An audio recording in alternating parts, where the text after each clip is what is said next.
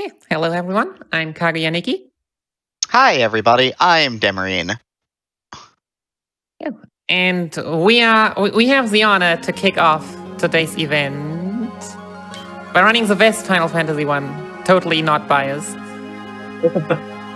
Together with my best commentary partner. Oh, too kind. It's been a while since we've done FF1 together, though. We've done 2. We did 2 for Frame Fatales. We did 12. Back to the beginning, though, where it all began, sort of. And we get to talk about the GBA version while actually running the GBA version and not while doing PSP or Pixel Remaster.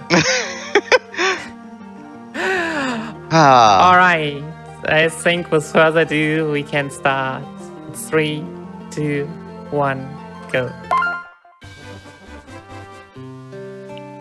So yeah, 35 years of Final Fantasy I. This game, of course, builds pretty well on the shell of the original and cleans up a lot of things and modernizes it. That's the big thing, is that we're going to see the original, which some may say is the best, but is a very intriguing speedrun. But this, of course, we've come back into the realm of MP and more modern trappings and the like. We grab some very specific magic to start. We grab a copy of Sleep, a copy of Thunder, and a copy of Cure. Sleep we need for one fight specifically. We're gonna need, which we will get to fairly shortly. Thunder is how. Do you get blocked by the first guard? Yep. Less random movement. Yeah. Right. Time to reset. Yep. New run. Start over. Right. Cure is for a little bit of safety. Sleep is for literally the pirates, because there's 9 of them, and they can actually beat you up pretty good. And Thunder is how your black mage does damage, because black mages are bad casters, or are bad fighters. They're great casters. As such, of course, we're going to see the same storyline 4 times. In 35 years, the story hasn't changed, right? We're going to go get... Nope. We're going to go get some orbs. We're going to go save the world. But first, we got to go save Sarah, the princess. What do you mean? We gotta kill Chaos. They don't know that yet. Why are you spoiling a 35-year-old game on stream? What are you talking about? This year has been all about Stranger of Paradise, and Stranger of Paradise has taught me only one thing without having even played it yet. And Stranger of Paradise happens before this game. That's fair. That is very fair. But yeah, before we get to kill Chaos, we gotta do some stuff. Some fetch questing. Some minor fetch questing. Which includes saving a princess, because, yeah. Princess is apparently the most highest, easiest to get good in 1987. Yeah. A lot of 1987 storytelling here, but that's okay. The big thing is that we did buy 2 chainmails, 2 swords for a fighter and red mage, because red mages can use some of the more basic swords. We took the gear off the monk because they've rebalanced monk so that monk is not completely useless at level 1. Oh god, monk is so bad in NES at level 1. And we're going to swing for the fences and remove Garland from this fight with everybody alive, which is great. Yeah. So the point that you've already talked about with the sleep spell is, so you don't necessarily need the sleep spell. The GBA version has, over time, gone through some party changes. FF1 is really good in balancing the jobs, especially from GBA onwards. The thing is just that we, at this point, not only have 1 glass cannon, but 2. With the monk and the black mage, and if they get hit by physicals, they die very, very quickly. So, yeah, putting enemies to sleep helps with not dying. Yeah, getting as many of the pirates slept as possible is kind of handy. The neat thing is Sleep's an AoE spell, so it does hit everything, but it has a very low hit point threshold. I will probably say this multiple times during the day, but Final Fantasy I cribbed an awful lot from D&D, because, you know, the RPG, the role-playing games of the day, of course, were all tabletop. You know, other than Rogue and the roguelike family. I almost called Rogue a roguelike, and I feel like I should be thrown off the channel if I do that.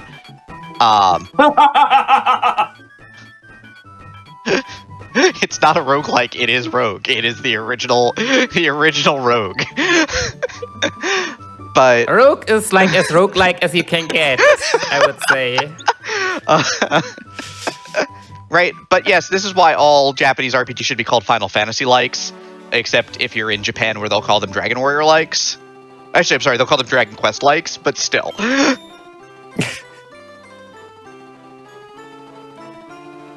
Yeah.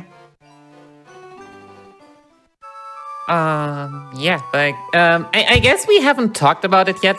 There might be people who are like, oh my god, they are showing us Final Fantasy I 4 times. Isn't that gonna be the whole thing over and over?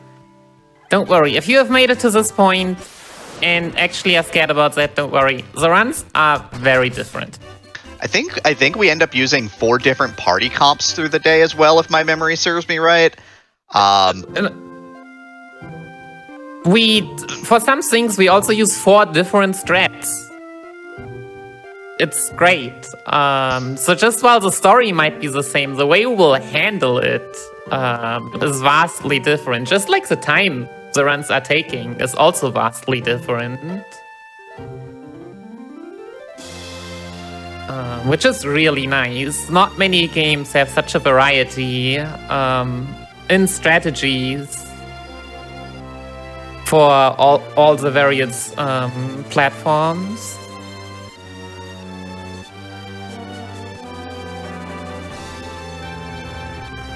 You're even gonna get to see 4 different translations of the text for the bridge scene because all 4 of them are different. Actually, I think we only see 3 of them. I think PSP can skip it. I was just thinking about it. Dang, it's been a while, but I believe PSP can skip this one. Yes, everybody else cannot. We'll have to talk to Forsyth about not skipping it for everybody, for the fans, for you, chat. We're thinking of you, and so you can see all the differences. Yeah. We love you and want to give you the best show, which means the most amount of content possible. Should I go and run into a bonus dungeon? Only if it's Whisperwind. Ah, thanks, then I don't make estimate anymore. Ah, sad.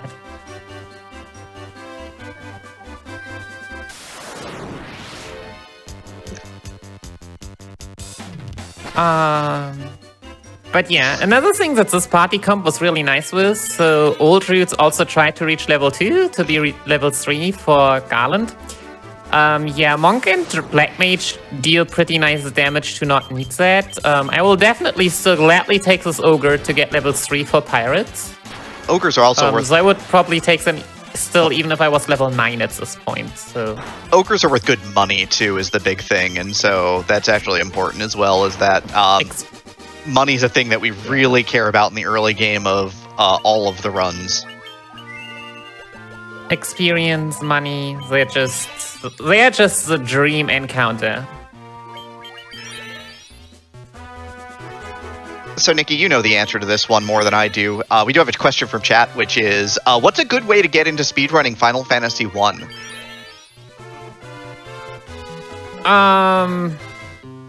I mean, usually we have a lot of friendly runners. Go into the Discord, ask questions, which one you are interested in, and there will be many, many people glad to help you out.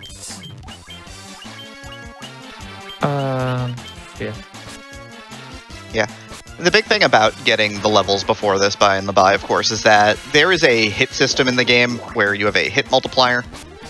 Basically, you can see when you swing a weapon that it says some number of hits, right? Let's say 1 hit or 2 hits. The big thing is that you want to get enough strength to 1-hit the pirates. The fighter just gets it from levels, but doesn't get the second hit until I believe level 4 with this sword.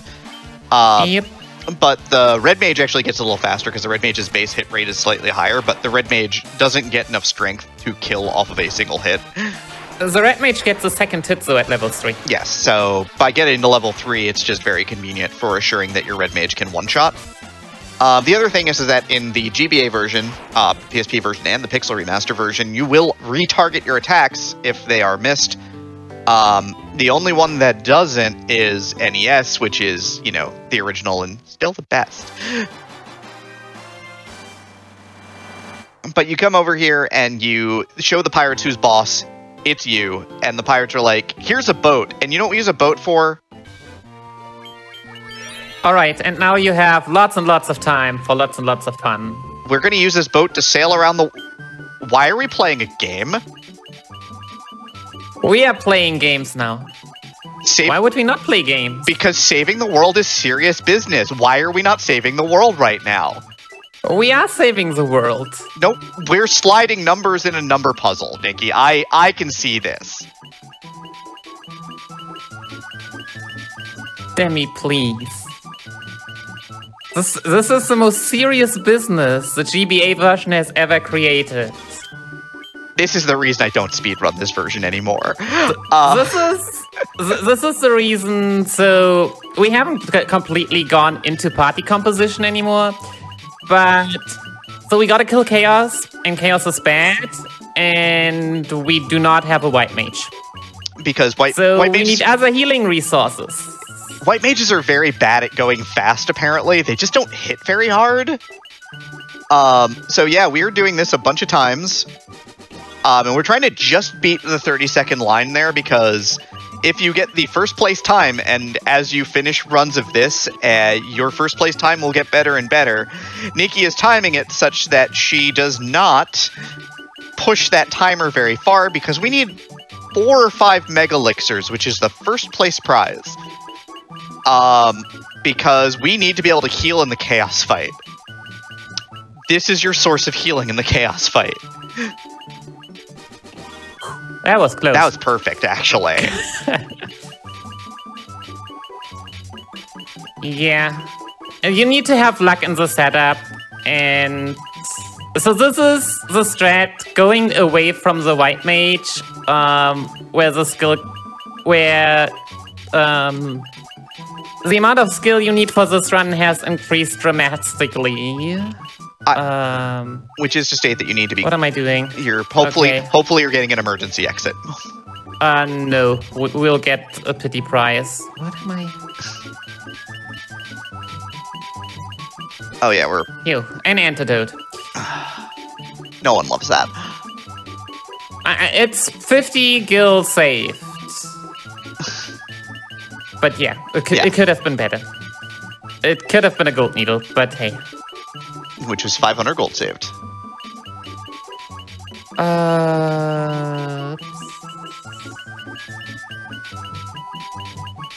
Well, were we at 28, 29.3, right? 29.2. We aimed for 20. Yeah. Oh, goodness. 29.2. This was way too close, but alright. That's perfect.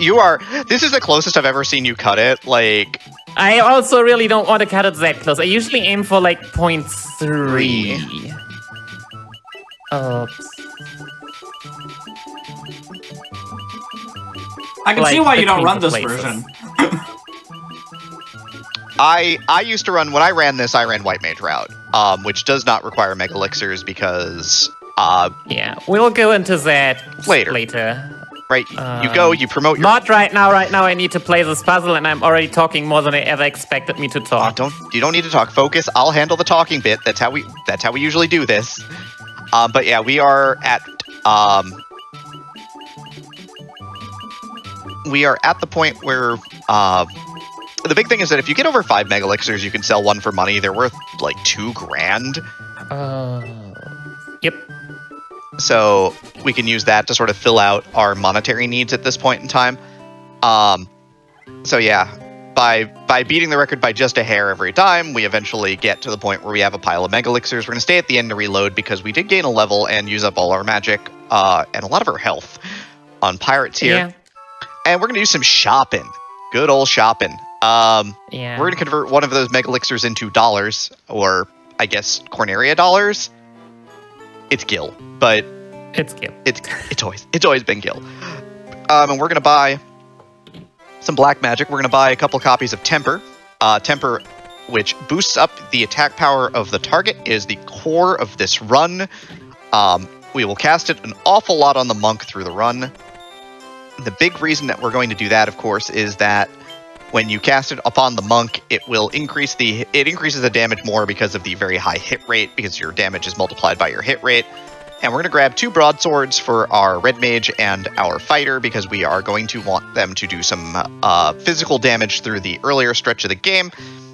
It is important that they can swing for the fences. Broadswords are actually very good. They're better than the sword that you can buy in the next town. Yeah, so I went for the quote-unquote easy strat. So we went for the megalixirs. You want usually, I would say around 4 megalixirs. If you want to go like fast. 3 would be possible, but really cutting it. But you can also go for 2nd and 3rd places. Especially 2nd places have 1 nice and 1 really good drop. Yeah. Which are the Hermes shoes, yeah. Which cast haste, which we do not have access to right now. And then there's... And the emergency exit. Which lets you cast exit, which is a spell we don't get access to. There are a few dungeons that you can't backtrack. That you have to backtrack. And the exit spell is like, no, you don't need to backtrack. Which obviously saves like 5 minutes in one dungeon. I know what Waterfall Cave is, but also like 3-4 minutes. Yeah. For sure. Waterfall is like a solid 3. Earth is like 5.5 when I'm running, because that place hates me. For as much respect as I show it, that hates me. Theoretically, you can use one in Sea Shrine, but it doesn't save very much time. So there's that. You can use one in Marsh Cave. If you want to see how this run looks manipulated, actually, Felorunner Dragon Dark has done a manipulated run of this game. Where you also get like all... It is a very different run. He also gets like lots of emergency exits. Even some 3rd place prizes, which are really good. Yeah, like he manipulates up a, I believe, a white curtain, which gives you the AI status effect for fighting Lich. Like, it's really cool. Yeah, but that means you need to do more 15 puzzles. And instead, we're going to travel the world. We're stocking up. We buy a little bit of extra armor for our fighter. We're going to grab some antidotes. We grab a pile of potions with the rest of our money. We can't buy magic here yet because we need to be level 8 on the Black Mage for level 2 magic. So we'll come back later for that. Yeah, usually we also buy an Iron Shield, but so this version, like many versions of FF1, are not friendly with drops, but the pirates actually gave us a Leather Shield. Yeah, like the drop rates are measured usually in like the 1 to 3% range a lot of the time. So it's kind of unfortunate. I hate 3 Gigaswarms, but I also really want that Ogre. Yeah, Gigaswarms are awful. They hit decently hard and they're not worth much, but we have broadswords now, so it's not that bad. We have 4 well-hitting characters. Yeah, I mean, the damage output for this stretch of the game is great. But yeah, we have started talking about the job classes, so do we want to continue on why we're picking the jobs we are picking? Or better, what we start with, because that would be easier. Yeah, so let's look at this lineup that we have in front of us right now. There's 6 job classes in the game. That is unchanged through every version of the game. You get to pick from the same 6 classes every single time. Our lineup, of course, leads off with the Warrior. Originally, I believe, the Fighter in the NES version. Warrior is there because the Warrior can equip a ton of equipment, good weapons, top-tier armor, so gets off the ground pretty quickly and tanks very well. The one thing that we haven't talked about, of course, also is it's important because of the melee structure of the game. Your order matters in that the top character gets attacked the most, your second slot character gets attacked the second most, and then the rest of the attacks are split between the 3rd and 4th slots. In the NES version, it's basically 50, 25, and then 12.5%. The big thing is that we want our fighter to get hit the most. You'll also notice that Nikki is saving a lot and trying to run from combat that she doesn't want to take, and saving a lot. Because if we get ambushed, for example, there was an ambush in there a couple of moments ago. You don't want to take that fight. You don't want the enemies to get free swings on you. So you go and you... It's just faster to reset when you can. Just faster to reset. The GBA version resets in 6 or 7 seconds. So it's not a time period that you even need to think of.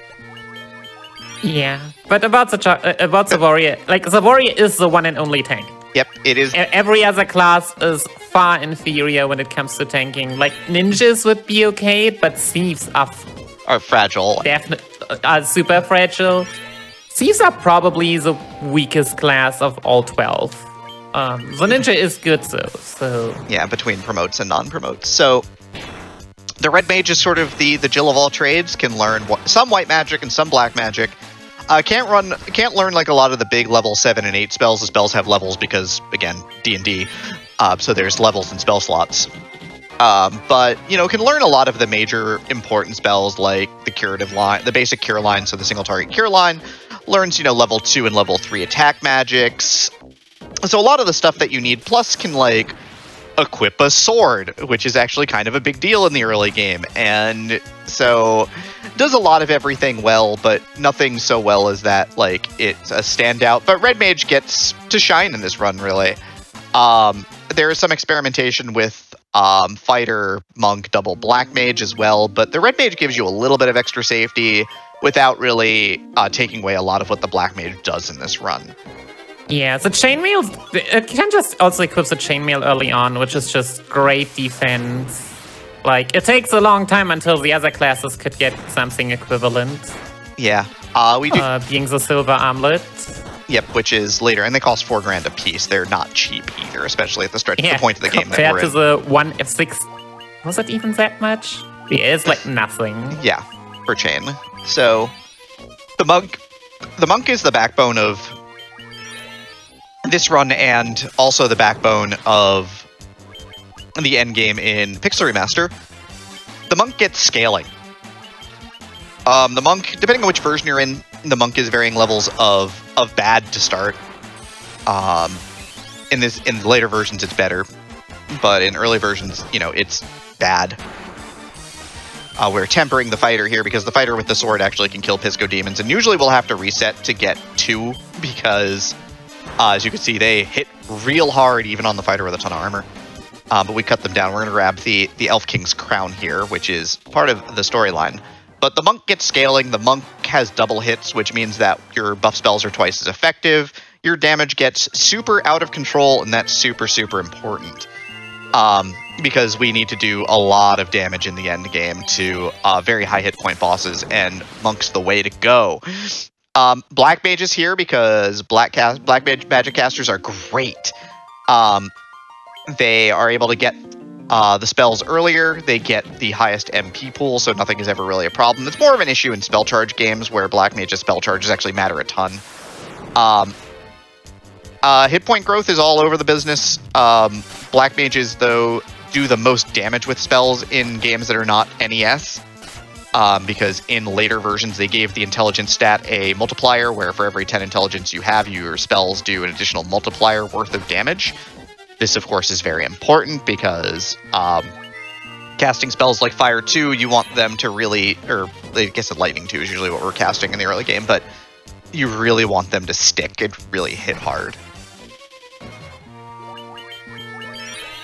Yeah, so basically the Black Mage allows us to eliminate encounters with AoE spells. Which is how you... Which is just something the Red Mage is not able to do. You could at best, like with 2... The Black Mage usually deals twice as much damage as the Red Mage. So you could do it with like 2 Red Mages, but like half of the annoying encounters are undeads that also can like stun the character, and then it's like, yeah... like then you have to reset those encounters. The Black Mage gives you an out for a bit more fluent gameplay, and I'm not sure why I'm even trying to run from Scorpions. Scorpions are annoying, and... Yeah, Scorpions, they hit hard. Their claws are can openers. You can see that only hit 1 hit on the Red Mage and Chainmail and hit for 55. The Scorpions can devastate low-level parties, and unsurprisingly, we're going to be low-level for a while. Oh, yeah. The while being the whole run. We get to be slightly less low-level at the end of Ice Cave, at least, but... No. Slightly, marginally. What do you call level 18? Marginally. I mean, for where you are in the game, level 18 is pretty much on level. It's fine. Everything is fine.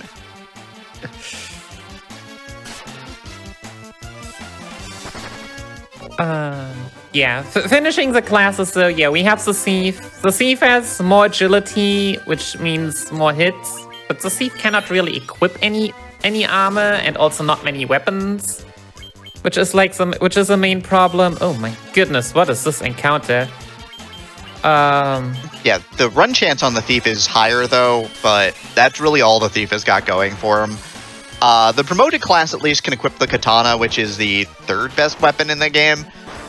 And also gets to wear like mid-upper tier armor, so ends up being pretty good. It's just you've got to deal with the early game without the promotion, which can be really frustrating. So there is that.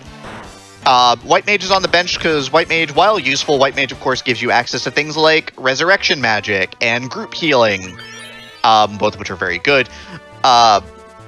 And important, but not damage. But White Mages do 0 damage basically. Like they equip just hammers, and hammers are very low hit rate and very low damage.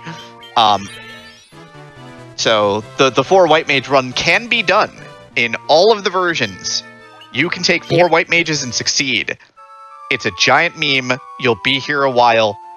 I highly recommend that you not do it, but It's not too bad in GBA. Actually, because 15 puzzles exists and makes up for all the problems the early game could give you. Fair.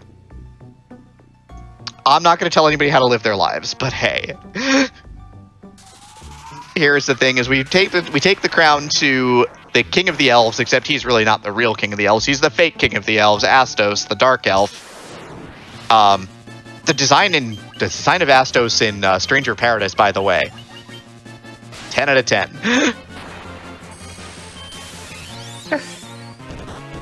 But we are going to buff our monk to the high heavens here. And we're going to get a chance now to talk a little bit about magic in Final Fantasy games. So, Astos is not casting spells because Astos has a spell list, but spellcasters do not have a 100% chance to cast the spells in their list. So basically what'll happen is that it will select between... we just punch Astos in the face so hard that he dies. So we never see any spells, but... Spellcasters have a chance to attack, or a chance to cast spells, or if they have abilities, which are basically spells but a second list, use an ability. And the spells and abilities are in a list, right? They're a piece of paper that says, hey, at the top of Astos' list is Death. So the first spell that Astos will cast is Death. And then the second spell in Astos' list is Haste. So Astos will cast Haste on a legal target, which is itself. And then it's got Slow, and so Astos will go, great, my third spell is Slow, I've cast the other 2 spells, I'm down to Slow on the checklist, I'm going to cast Slow. And the 4th spell, if you see it, is just unfortunate, because the 4th spell is Fyra, which will wipe this party. If you see it, you are dead. If you see it, something has gone wrong along the way. Yeah. So with Death already, you don't really want to see 3 of your characters die. Yeah. But as mentioned before, single target attacks, 50% to hit the warrior, and it has a chance to miss, so it is not that bad. Actually. Yeah, and with the monks, the fights usually take a turn faster than with the warrior being buff. Yep. Like, with the warrior, you usually want, like, 6 tempers. With the monk, 4 are fine. At least at level 7. Yeah, which we were, so... Yeah, that's where the monk scaling really starts kicking in, because soon, I think it's like level 8 or 9 that the monk gets to 4 hits, and so... Or no, already at 4 hits. Yeah, at 8. So now the monk is really going to start hitting its stride a little bit better. I'm going to start really clearly outpacing the fighter for a while, and then once it gets to 6 hits, it's all over. It's all... So, do we want to tell chat now what to really look out for on this run? And what is going to be probably the main topic for all of it? Why do I have 9 wipes on Lich in my PB? No, but... Have you looked at Yura? Yura's doing really great, aren't they? So, let's talk stats for a minute.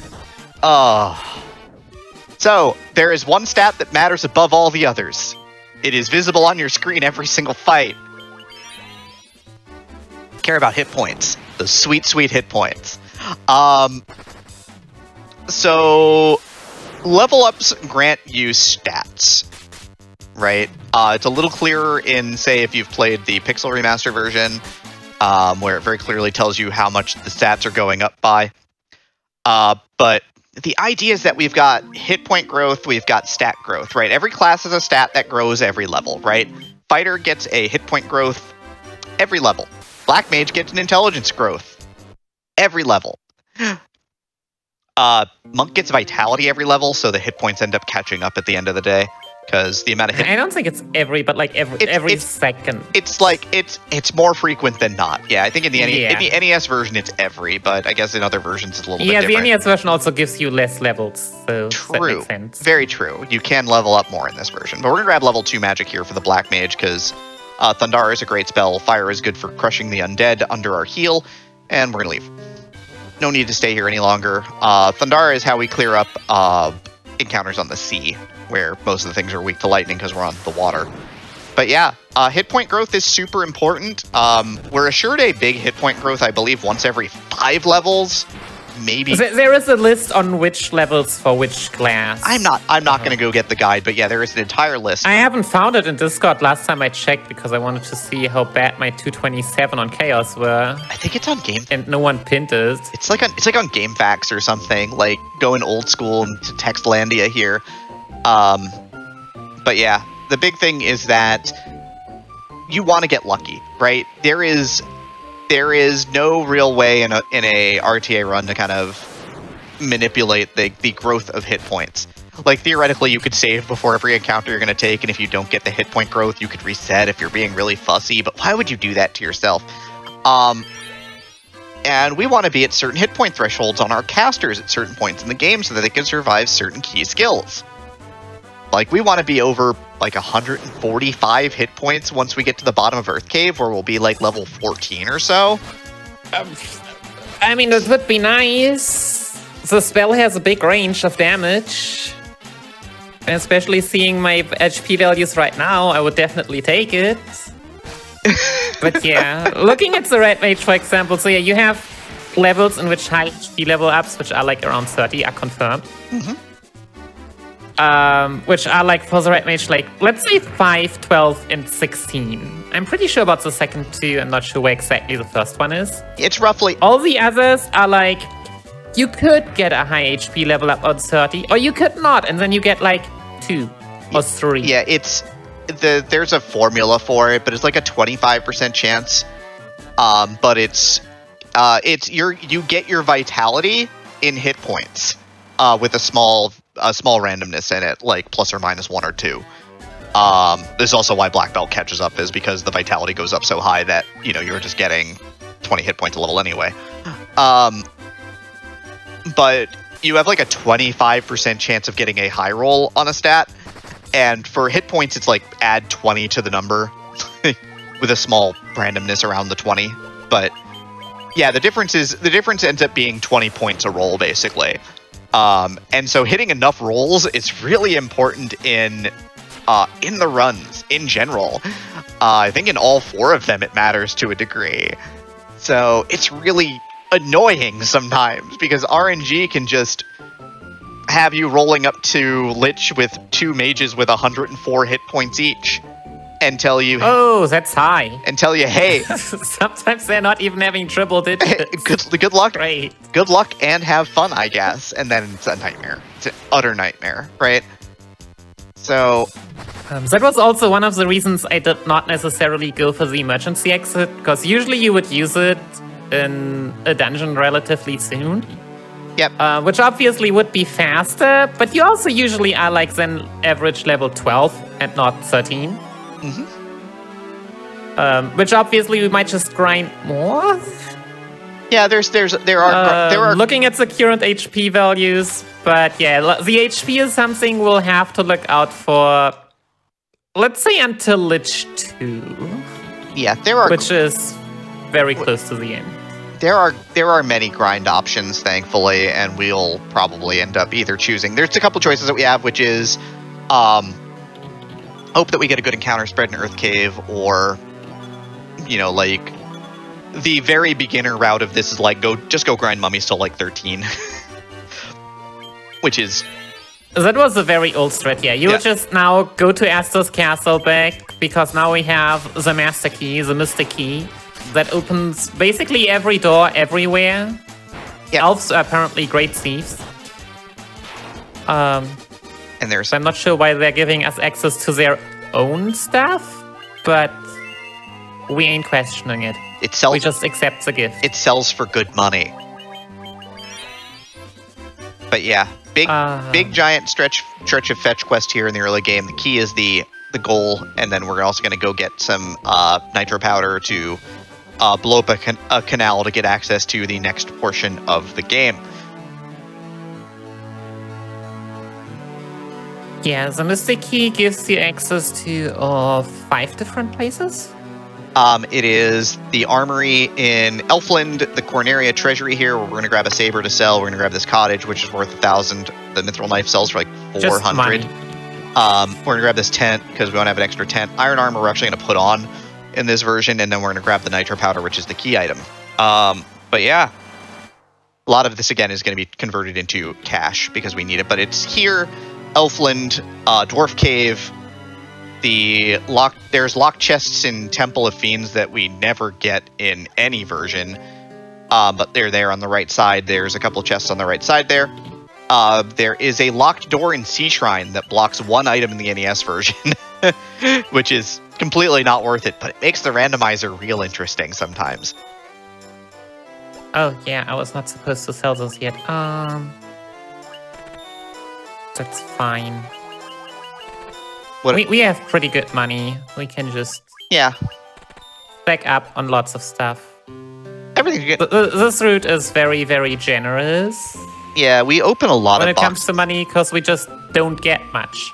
Yeah, but we also open a lot of boxes and sell a lot of things which are very good for selling. But we're going to do the Final Fantasy thing where we're going to run, and then Lightning 2 with the Cast Thundara, Lightning 2 with the Black Mage. Yeah, this is a nice thing you can do with a Black Mage. You can, instead of just saving every 5 steps and resetting such an encounter, you save every 15 steps, and if the step ends at step 15, you're like, hey, we just have an out for this to not take forever. Yep, all we care about is the fight ending. So the fight ends if we kill everything, or the fight ends if we run away. So by going flee, and then casting Thundara, we will assure that we get out of the fight in round 1, unless on the off chance that it's something that petrifies that comes, or paralyzes the Black Mage in particular.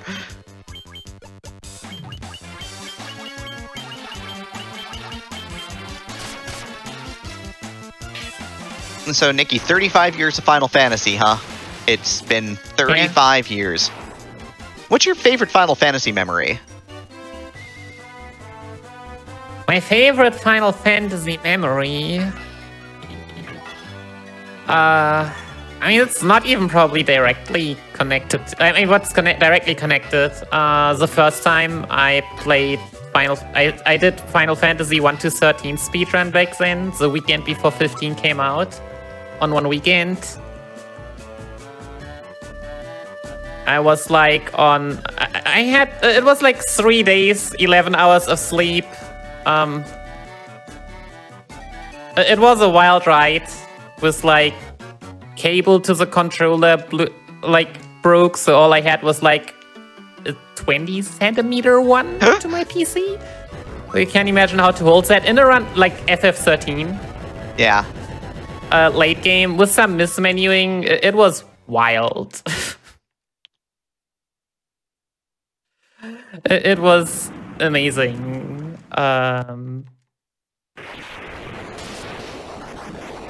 But yeah, lots. As you can hear, I have speedrun lots of Final Fantasies. They are all amazing.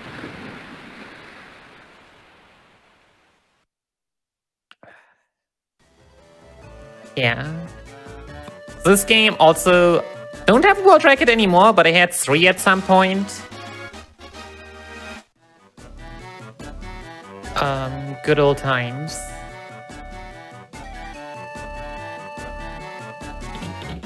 Still clearly one of the premier runners of the game, though, when you're not running everything else that you run.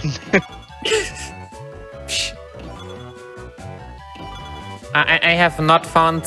I have not achieved the ability of turning myself into multiple people. Could you imagine the number of runs you could get, though, if you could clone yourself? Oh, goodness. Last stream or the stream before, we've already talked about, like, what would have happened if I had become a full-time streamer back then. Jeez, I would have run every game by now. Probably.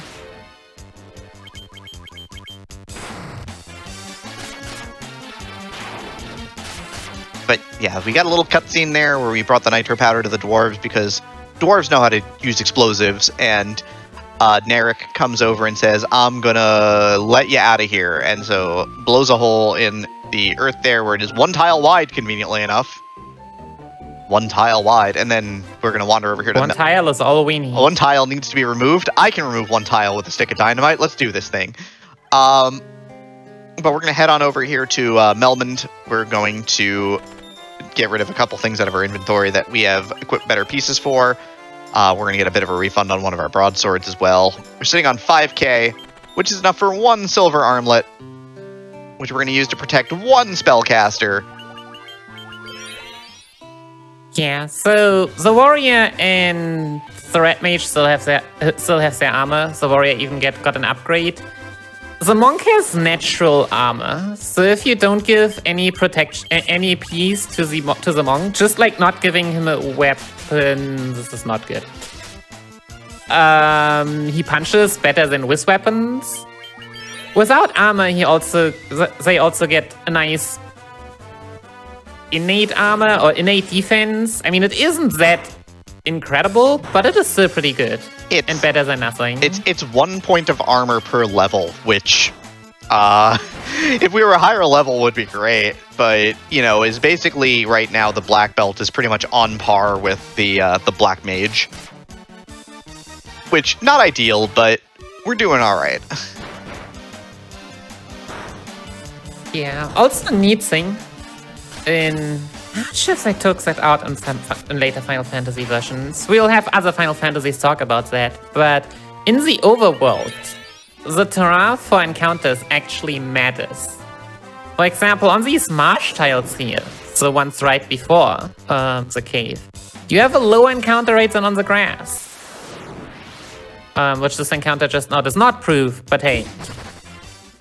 Highest, for example, where's my tent? There's my tent. Highest encounter rate is in the forest, and so on. Like on the sea, it is also very low.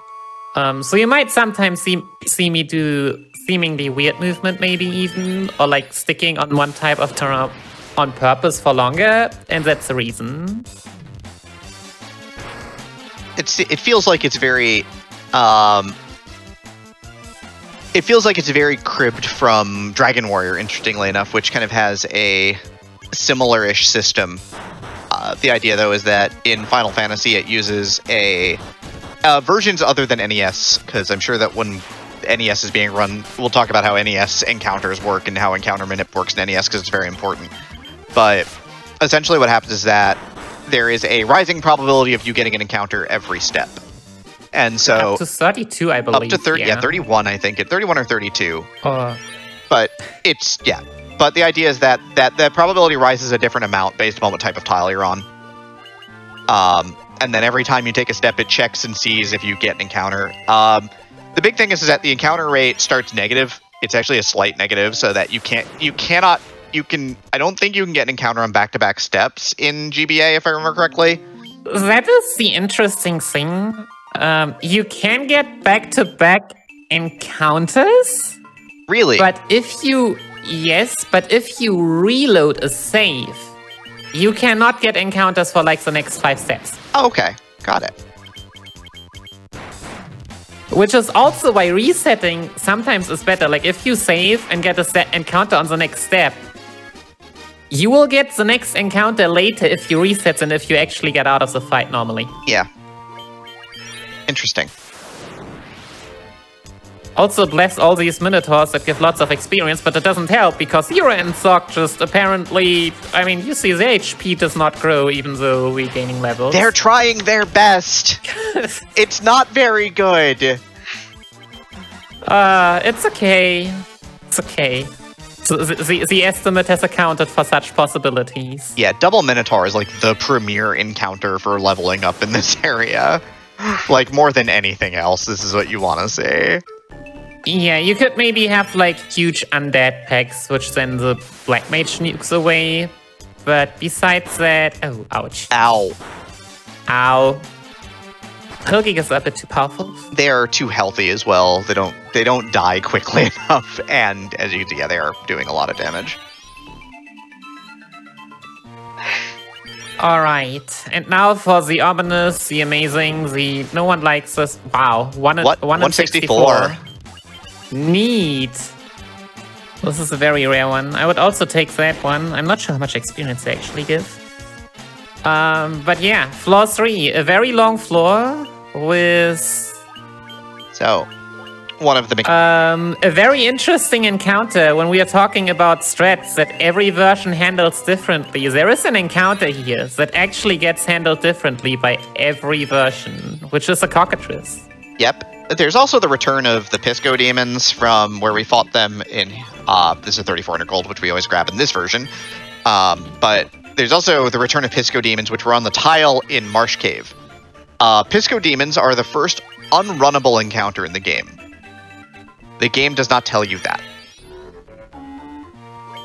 So, you cannot run from them. The game...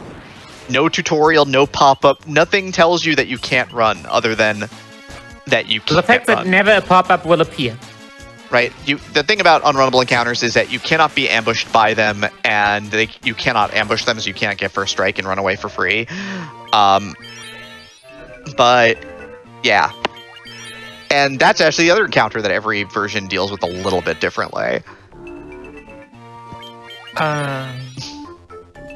But yeah, Pisco Demons. You will hear or see, if you pay attention, how everyone does it differently. For this version, it is a GBA exclusive. We just reset. We're having none of it. We don't even have a gold needle right now, I believe. Nope, we're not even gonna... Even if we had, we wouldn't care. We're not gonna think about that. But yeah, we've got Vampire here, who is an enemy who shows up later in the game in large packs. It knows Gaze, which paralyzes. It, I think, hits 3 times. It's a fairly heavy hitter, and of course for our... It hurts. Yeah, it's a fairly heavy hitter. A lot. But fire magic, it's weak to fire magic, and it regenerates. It regenerates accurately in this version, interestingly enough. Thanks for missing. Kira would probably have died there. Yeah, would have just been... I would at least not have been surprised. But yeah, 2 fires and a little bit of chip damage will do the job here. Also, the vampires were 2,000 gold, which we love. Also gold.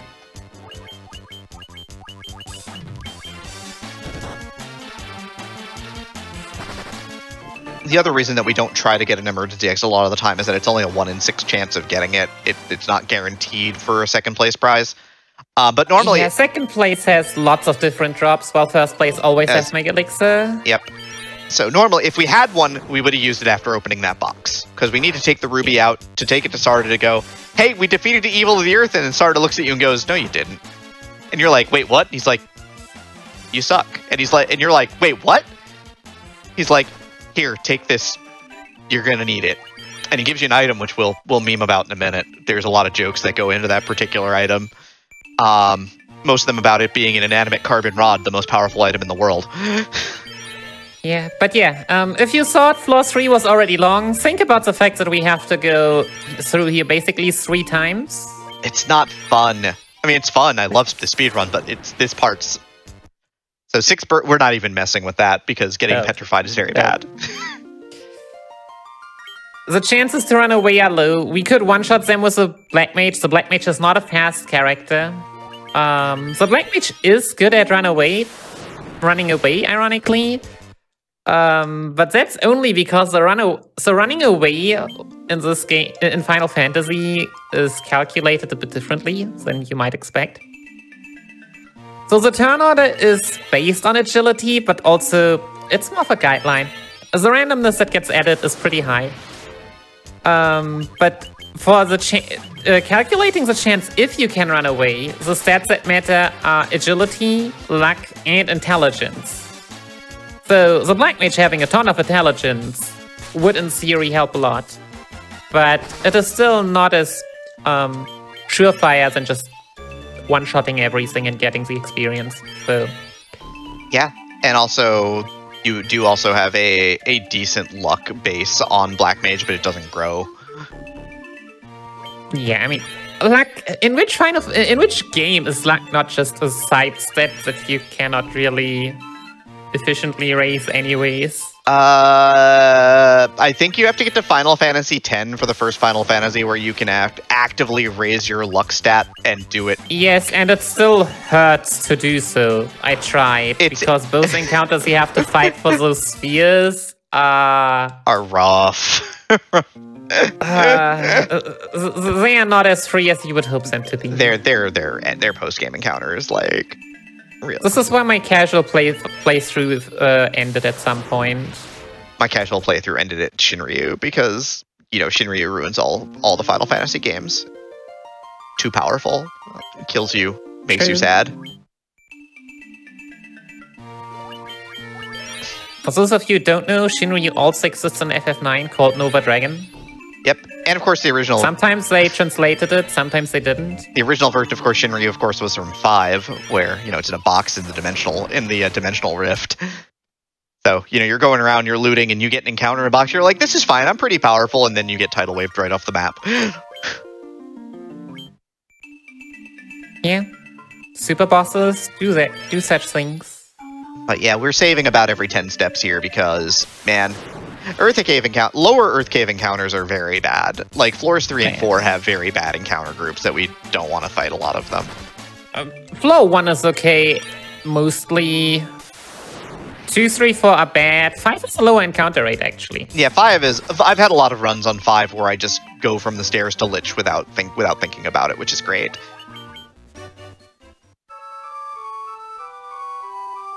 But yeah, we got out of here, and it only took us around 4 minutes, which could have been 0 with an emergency exit. It's fine, everything's fine. We were fine. fast, by the way. I mean, not really fast, but it could also take a lot longer. And look at the bright side. Duncan is doing pretty well. Yeah. 140, we can work with 140. 140 is not the worst. Give it a few more levels, and... Might reach like 250 sometime during this run. I mean, yeah, it will happen during the run. Not reaching that would also be super rare. Yeah.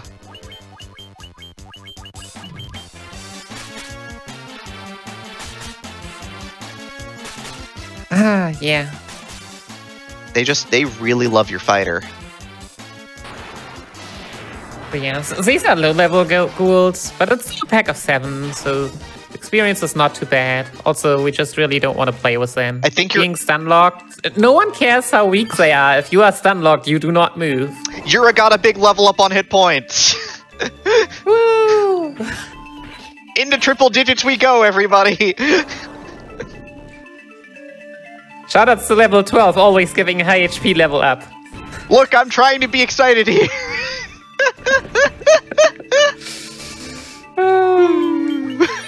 Well, at least for the red mage, that is. Gosh. Black mage is still at 80 hit points. I remember my one practice run in which I had like 170, 170, 140. Wait, and I'm talking red mage, monk, black mage. The warrior was not in that list. How does that happen? That ruled. That ruled, yeah. Shoutouts to Nina. I should have just named the Black Mage Nina. I still believe that the name influences the HP growth. It doesn't, but you know, superstition is an important part of speedrunning. Exactly, and some names just really strike you of always being bad. My favorite, by the way, for the Red Mage is Todd, known from FF9 for giving you amazing cards, but also the German word for dead. Ironically, being the red mage that always gives me the lowest amount of HP, basically. Part of the random number generator, of course, is for black mage names is Stella, so part of my tradition for running this game is I will never input it, I will randomize the name until I get Stella for the black mage. That is fair. But yes, it's the Rod in the NES version, it's the Earth Staff otherwise. I just call it the crowbar. I'm not sure. I think a PSP it might also be rod. Is it? It might be Earth. I think it might be Earth Rod and PSP, but it's a crowbar. It is a name an item which's name is not consistent through the versions. It's different in every version or something like that. But Sarda invented the crowbar, everybody. So be proud of him for making such an important tool for us to use. The big thing, of course, is that if you see that surprised enemy pop up, that means that the Light Warriors got first strike on an enemy, which means that we're going to run because our run chance is 100%. In the first turn. If we decide to try and then decide... if we see Dark Wizards and decide, hey, we might want to kill them, and then find out that we maybe don't want... Well, yeah, you lose tough luck. Yeah, you lose your 100% run chance, turn 2. So, yeah, if you had gotten... by the way, if you had gotten a drop from those tigers, I would have walked away from the microphone for 2 minutes because reasons. I got it last time. I got it in the practice last time. Out of 5, though. Okay. We had 2 encounters. Yeah, the X-Potion drop. X-Potion drop is completely... pretty much unimportant for the GBA version. I mean, it gives you a little bit of safety on... we would use it as a safety threat today, alright? Yeah, we'd use it... We do not talk it down. We'd use it on... It sometimes even gets used on Tiamat 2. Like, Tiamat 2 can sometimes be a little frustrating, so... There's that. But, yeah, Pixel Remaster really wants 1. Yeah, you will see that later on. I'll be the one... With Demi, by the I'll way. be the one talking about that.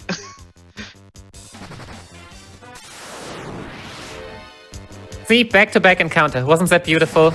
So rare. Both preemptive shadows. So rare. Because some encounters have a 90% chance of always being a preempt. Shadows are one of them.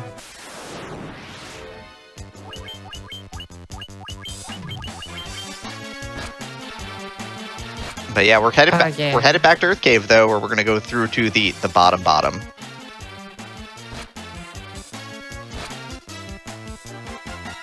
I really wish we had found more stuff to fight, but at the same time, most stuff in the overworld is pretty lame. Yeah, none of it. At this point. Like, ogres were nice, but at level 10, they also kind of lose their value. Yeah, like even ogre chiefs aren't great, so there is that.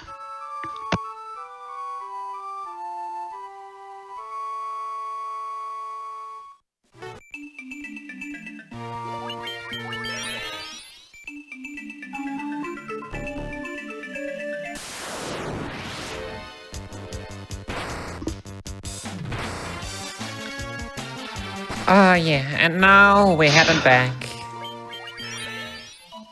So I wish we could show up how it is when you don't get a ton of encounters to show like, here, this is how it looks like when you get lucky and suddenly you save like minutes because the game is like, you don't need encounters, but... You can only be so lucky. Yeah. The game really wants me to see encounters, I guess. I'm not even sure if I could say get experience, because some of these encounters definitely don't give experience. Yeah, they're pretty bad actually. Like, yeah, I mean, gargoyles are the biggest reason I even save on floor 2. Yeah, they hit hard and are hard to run from, and they don't give you much of anything. We're really looking. And the Black Mage doesn't one-shot them.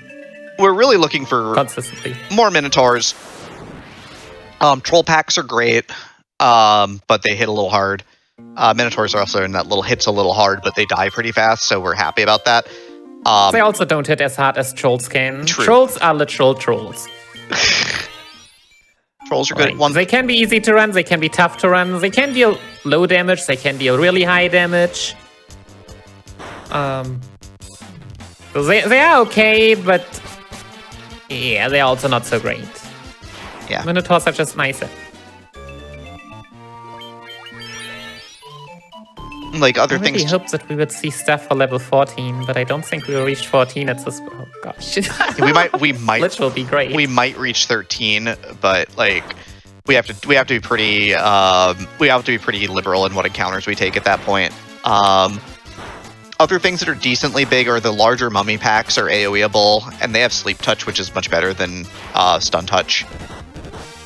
and we'll probably take that encounter because it's not... But there's not really a difference for us between sleep and stun touch. Yeah, sleep makes you lose your turn, but sleep has a much... sleep breaks based on a hit point threshold. If your hit points are above like 80, it always breaks. But paralyze has a 75% chance of persisting between turns, which is exceedingly rough all the time. I don't think we want fights to go as long as waking up from sleep. Nope, we don't want turn. That makes the fight go 3 turns, basically, which is not great.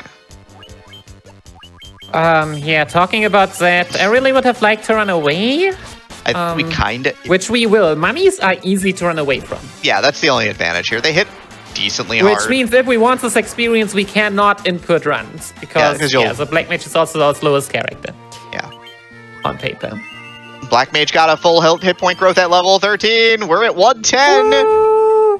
This is... We have a theoretical chance. So, yeah, we were talking about spell lists.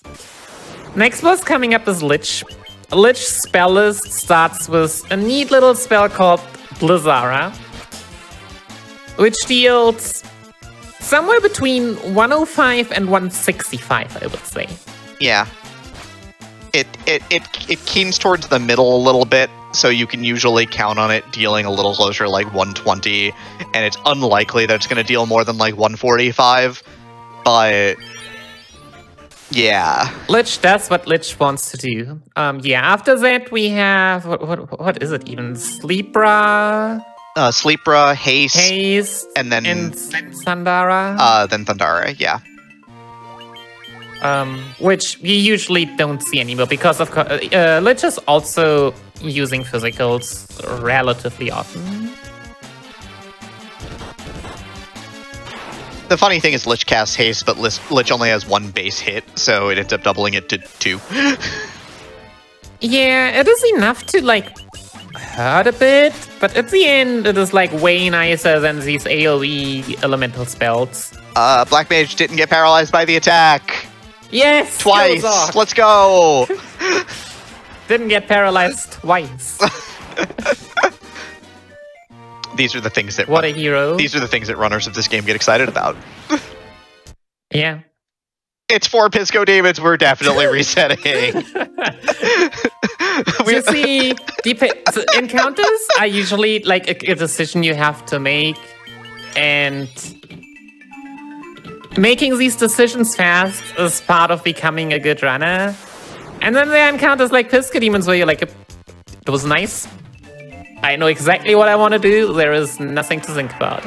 All right, so we find this plate in the back and we take our crowbar and remove it. And now we're on our way to the second half of Earth Cave. We're at floor 4. The long floor. This one has an interesting encounter table. This is actually friendlier than floor 3, which is saying something. Like this? Yeah, look at that troll. That troll, so friendly. Did I mention trolls hurt? Mauling your monk for 80 damage on the ambush turn. Easy game, no problem.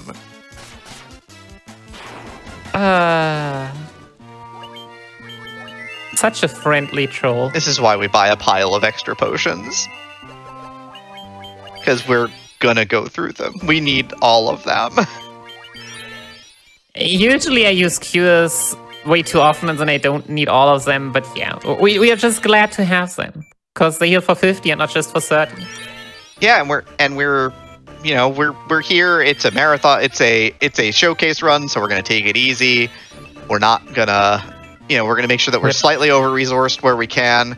We're gonna get really unlucky on hit points here. Sadly, with levels that has not exactly worked, but at the same time, I don't think our mages would actually care if we gave them another level. Like, they might, but it's unlikely. Chances are they don't.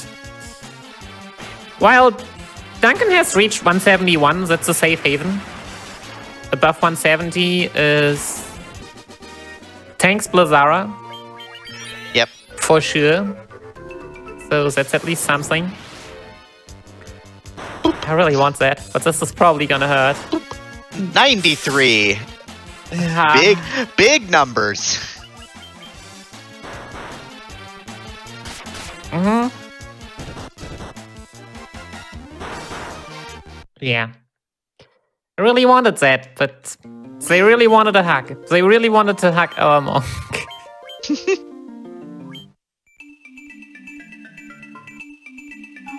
Really need those trolls to not ambush you so that you only take one volley of attacks. Yeah. Yo, see, we could run away from this, or we could take the experience for... We've still not reached level 14, but who cares? We're trying our best.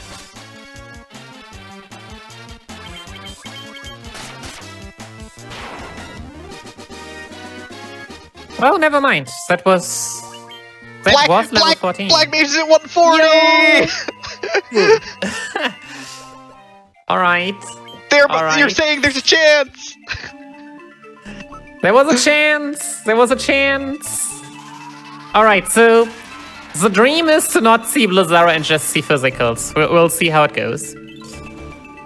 We will need some buffs. Just a few. But yeah, we're gonna spam temper on the monk here. The fighter's not gonna do anything. Hey! Hey! Nope.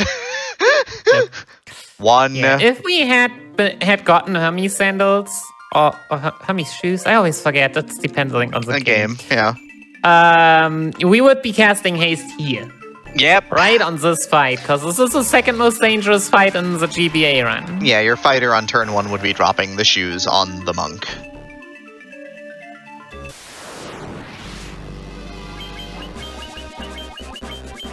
But yeah, we're hoping that we get enough physicals from Lich so that we can get 4 more tempers out on the monk. That's good. We love that. We take that. The warrior is sadly gonna be like paralyzed a lot anyway. And that's fine because the warrior's only real option is throw potion, which is helpful, but like sure, that's great. Good too. We're good. We're feeling good about that. We're feeling good.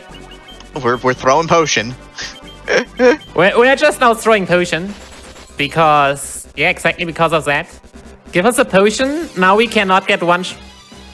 We cannot get one shot by physicals. I'm jinxing it here. But we only need to get 2 more swings, and Lich has what, 1,200 hit points? Easy. Yep, 1,200.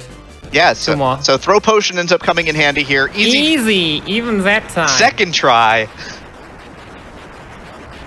All right. Was that the first fiend is down? I believe it's time for break. Excellent. That was real good. Yeah, we can take a break here. So during these longer runs, we like to take a break every about hour, so just so everybody can get up, get some water, stretch, anything they need to do. So we're gonna take a quick 5-minute break. Just before we do, I just do want to remind everybody, if you want to follow what GDQ is up to, you can use !links in chat for all things GDQ. With that being said, we'll take a quick break and we'll be right back for more Final Fantasy.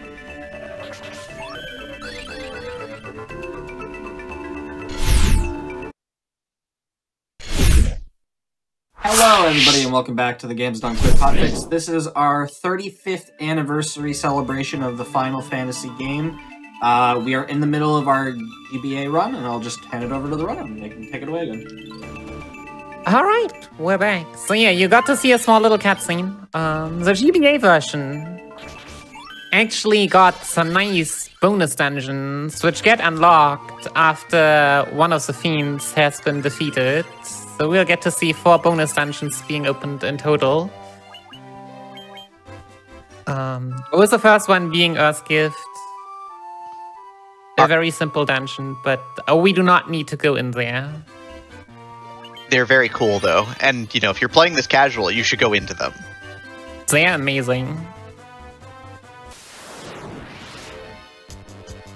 You get to fight bosses from other Final Fantasy games, you get to go into these neat new dungeons to get neat new items that are specifically for the GBA version. Ultros shows up. Are not totally overpowered yet. But yeah, in this case, Earth's Gift Shrine, FF3 bonus dungeon with Echidna, Twin-Headed Dragon, Ahriman, and Cerberus. Don't worry, we're not going to see any of them. Nope. In this case, also all 4 on floor 5.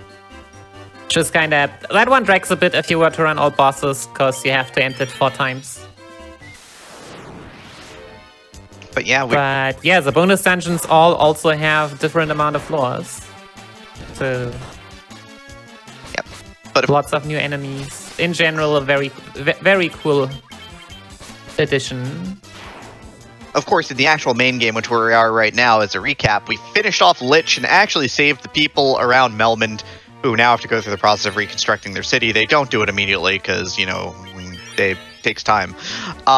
But they also tell us, hey, we got a visit from the sages over at Crescent Lake. Maybe they're going to want to talk to you now that you've gone ahead and defeated the actual Fiend of the Earth and changed the state of one of your crystals to lit up instead of dark.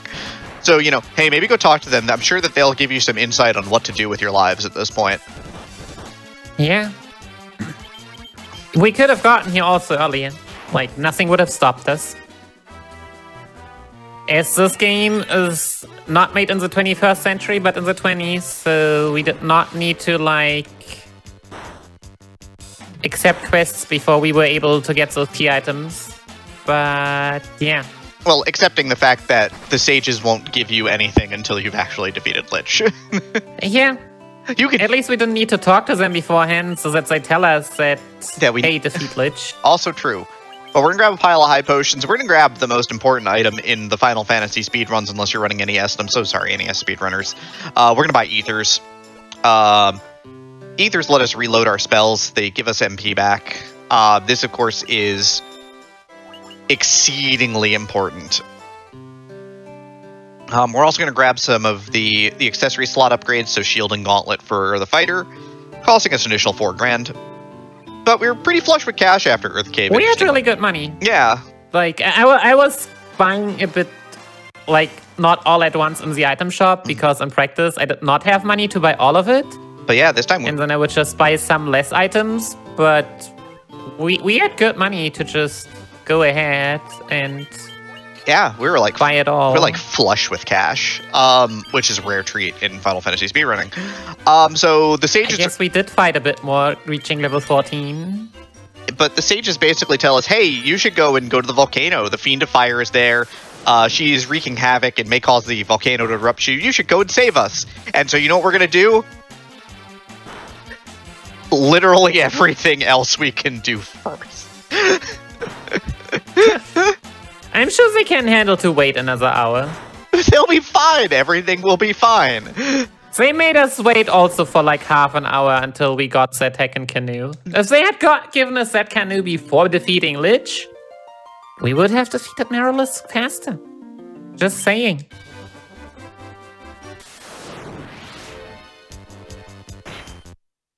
Ah, centipedes. I did get an encounter like 4 steps after reloading.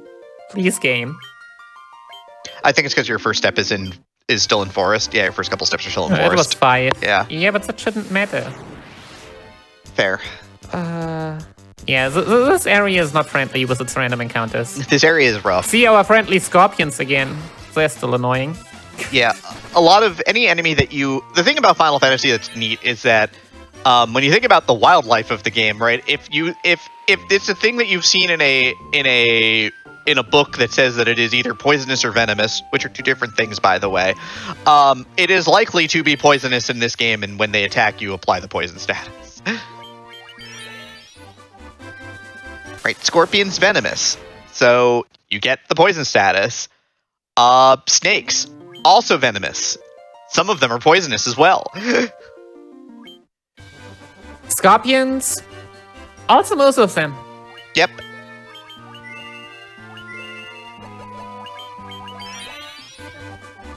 Yeah. Time for canoe life. Most of these encounters are not nice, but especially not if they ambush you. Yeah, all of these encounters are really rough. The only one that you can really kill quickly are Caribs, and they're not worth the time. Hydras have 4 hits, and they absolutely trash your casters. You've got Gators, which are a thing that you don't normally see in the NES version because it's an encounter that's been shifted downward to here. They are 3 hitters that hit quite hard. You'll see White Gators, which are the upgraded version, which you really didn't see down here. They actually weren't part of the NES encounter table. They drill you.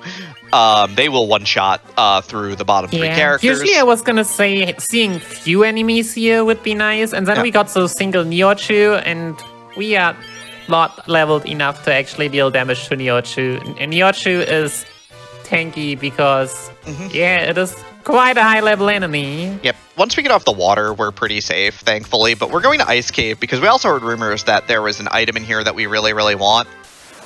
Spoilers, there's an item in here that we really, really want. Yeah, so basically we had 3 options after getting the canoe. We finally had options. Yeah, one is to defeat Marilys because they wanted to be saved, and we were like, no. The other is going into the Citadel of Trials to prove worthy of being amazing and getting the so-called job upgrade. We don't need that. We're amazing as it is. No, I don't think any run today gets the job upgrade. Just kind of sad. Does NES still get it? It might. I'm not sure. It might. You will see. If you stay tuned, you will see. And it depends on if Porthside is running the safer NES or the safer PSP route or the exceedingly adventurous PSP route. But yeah, and the other is here going into Ice Cave. Ice Cave's encounters, they murder you if you... they would murder us if we were like 7-8 levels higher. We are not, so they murder us even more. We're saving a lot. So we are saving a lot because almost every encounter is bad. Yeah, there's the higher tier of undead, which don't die to a fire cast. This is literally the one encounter we want to see. And the annoying thing is Winter Wolves have an AoE attack, and Ice Gigas is hit very hard. But this encounter is worth like the second most experience that we can get in here. So we're living this life right now, I guess.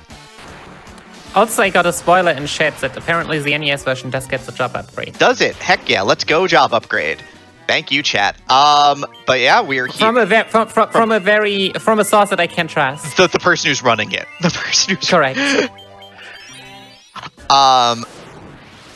But yeah, white dragons are the most experience you can get in here, but they had the level 2 ice AoE, and also they bite down for single large hits, which are scarier than multiple hits. Does it even count as Ice Storm actually like Blizzara, just renamed? Yeah, it kind of is. But the big thing is that for damage output, since they're single large hits rather than multiple hits, your armor only counts once. So it hits for like 100 less your armor rating, rather than like 3 by 30, and that 30 is reduced by the armor 3 times because it's 3 hits. No, dragons just crush you. It's awful. Much like how Ice Gigases are single hard hitters rather than multi-hitters as well.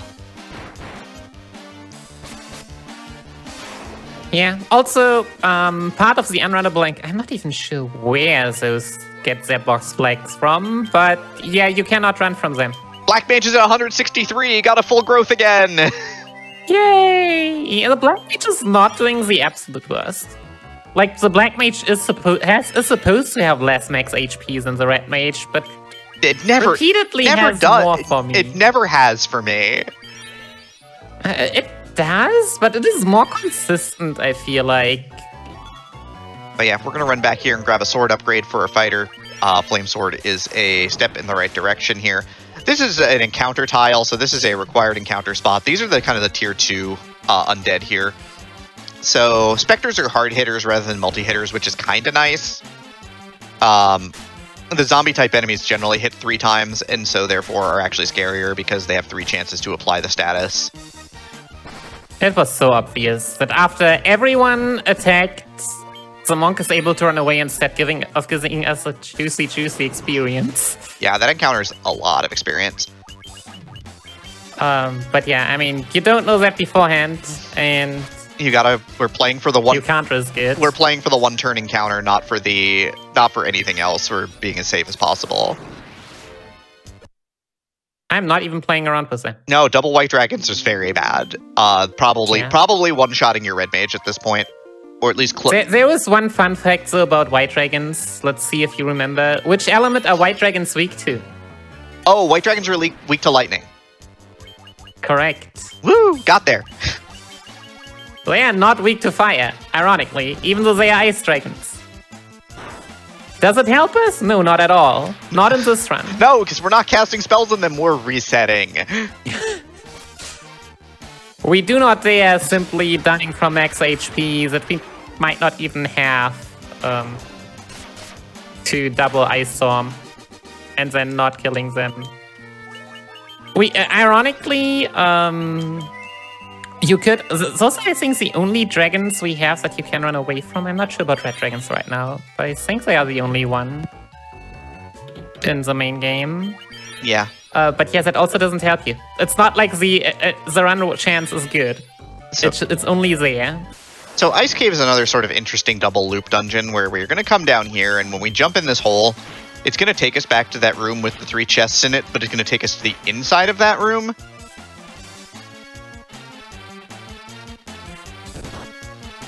Look at these cockatrices.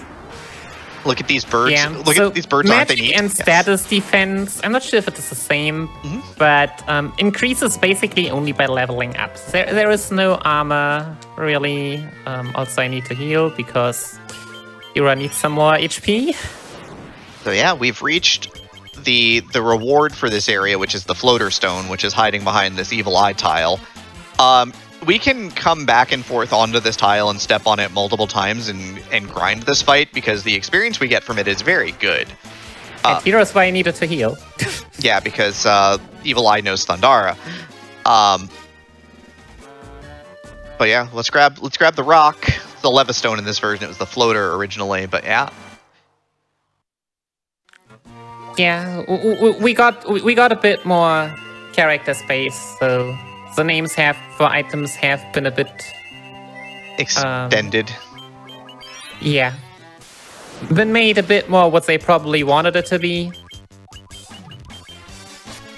Red Mage got a full level up hit points, up to 137. What is 12 HP even for a level up? But I mean, we take it. We are not going to complain.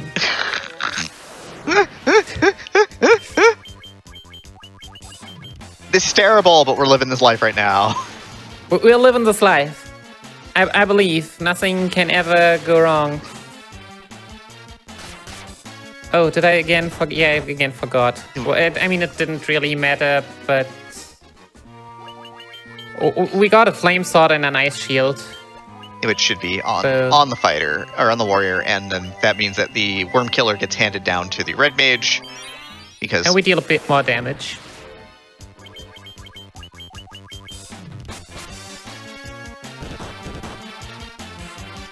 Evil Eye's defense the is ice shield also halves fire damage, which is neat. Doesn't do anything against Thundara, but hey. Yeah, but later on, against those few enemies that actually decide to... also, I wish it wouldn't get Thundara off every turn, but... Why you buy a pile of high potions, right? We got that pile. Well, and we will use it. We're going to use them all. To. Fighter's now hitting hard enough that things are great. We're getting to what level? We grind out what here? 18. In theory, we didn't need that one anymore, but hey, giving one bonus. In theory, they all... Evil Eye is not only give good experience, but also 3,000 gil every time. Yeah, 3,225 to be precise, because it showed up on the screen and I can read it in a hurry, so... Correct. I'm not good at remembering that number. I'm good at reading. It's the same amount of XP just divided by 4, because experience gets split, which doesn't really come into play because all these characters are important enough and get exactly as much as they... They don't really get as much as they need, but they get barely enough to make it work. They're getting what we can give them at this point. Yeah, and no one can afford to actually take even less. Like, maybe the warrior could, but then we wouldn't have anyone to tank stuff anymore. Yep. Dark Wizards are exceedingly scary, even though you have a high chance of getting a first strike on them. They cast Fyraga, which is an absolute nightmare if it hits. Even though their magic multiplier is pretty low, the base damage of the spell is high enough that it hurts. It is like, what, 150? On all? I think it's. I forget if it's like 120ish or 150ish, but it's over 100 damage. It's not something you want to play around. Yeah, we don't usually do the math because if you see them, you're usually resetting or running if you get the first strike because they can literally torch your party. Well, except the fighter now has the ice shield equipped, but. Yeah, the fighter gets like a high HP level up every second level. It's super nice. That's why the fighter has warriors are just big old blocks of beef built differently. They're tanky. We're not getting high HP upgrades on anybody else right now. So, you know. Duncan is good HP. I'm fine with Duncan's HP. Yeah. I can see Duncan make it to Lich 2 with 350. Which is kind of a great break point for... Which is kind of the goal. Yeah. So you're saying there's a chance. Oops. Well... In theory, I would have wanted to keep one potion for item menuing, but we have so few items by selling all the stuff we don't need that actually, like, items are usually always in a decent position. Yeah, the late game items will be close enough to the top. It'll be fine. So yeah, we're done with Ice Cave. We're just trying to walk out at this point. The nice long walk out. Right, we grind to 18 because we're looking to get our hands on some level 3 fire spells from Melmond. Yep, which needs level 22 after Kraken, which isn't a bit, but yeah. So this is kind of the prep work. And the rest we make with, like, yeah, nice AoE spells, because AoE spells are great.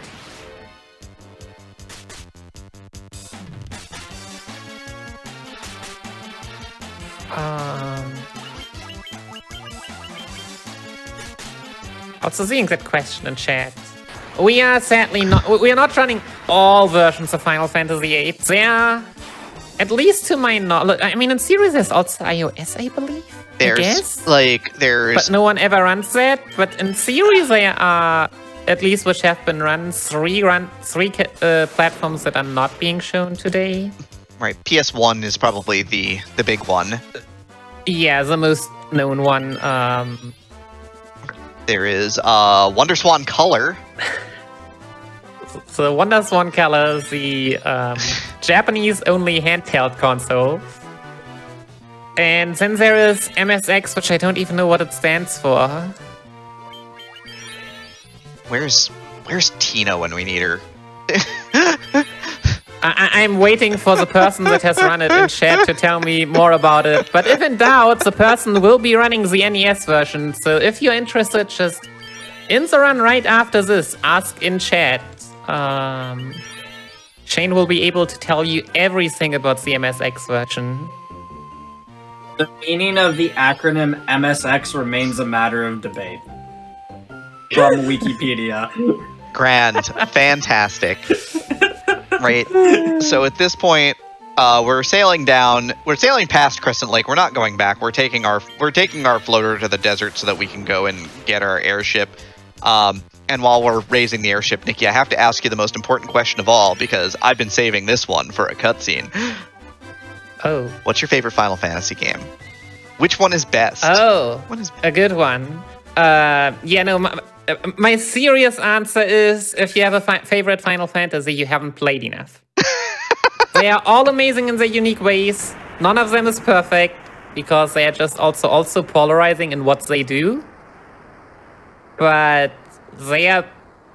Many of them are very high up there. Some are better casual, some are better speedrun, some are better in story, some are better in gameplay. Take what you want. If you want the unserious speedrun in which I want to troll people, I say Tactics A2, because that's the least known one of those that I run.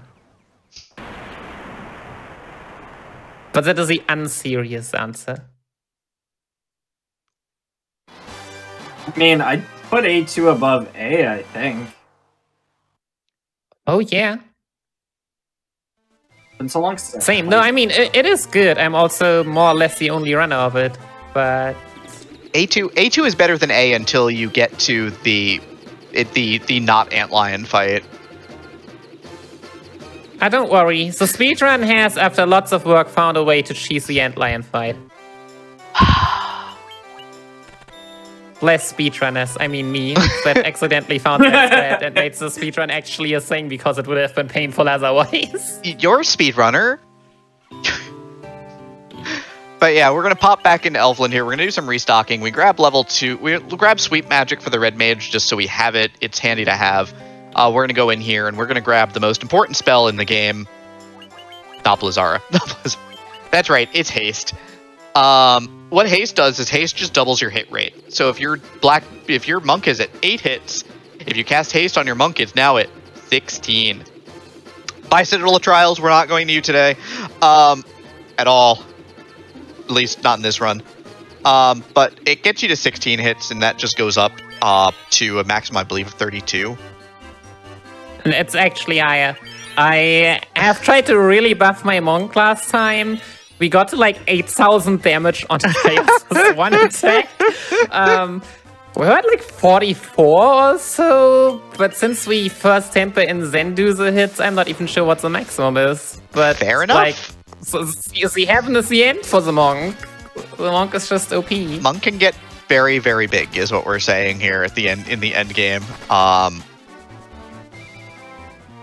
So yeah, we are now hanging out in the rivers here. We're gonna pop a cottage here just to top up everything.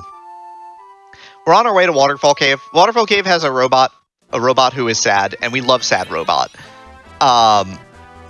Because we had rumors that there is a meteor that fell here. The meteor is actually a sad robot from space. You can't convince me otherwise, but Sky Castle's in space. It's not just in the sky. That's okay. In the NES version, I would even believe that. But yeah, we're gonna go talk to the robot, and it's gonna, be sad at us. Yeah, also this dungeon, yeah, two main things. One, we will need to backtrack. And we don't have the job upgrade, so we do not have access to teleport or exit.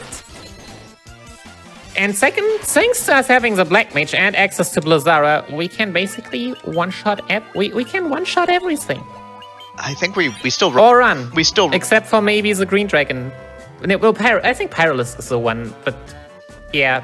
Pyrolists are kind of nasty. Green Dragon like is nightmares are the big, difficult to run encounter. Yeah. Yeah, no, don't want any of that. They They get one shot by Blizzara. Pyrolisks also petrify you untouched, so we're not really. They kill you. Oh, they kill you. Yeah. I thought it was sorcerers that kill you. Untouched is pretty rare. Yeah. But they have a gaze attack that just kills right. you. They have a special that kills you. They do also have petrify touch, so. Oh, that's the cockatrices only. Is it? Okay, well, whatever. Yeah. We're running from this anyways. We're right. Oh, wow. You're right. Yeah, Pyrolis. We are getting the bird army.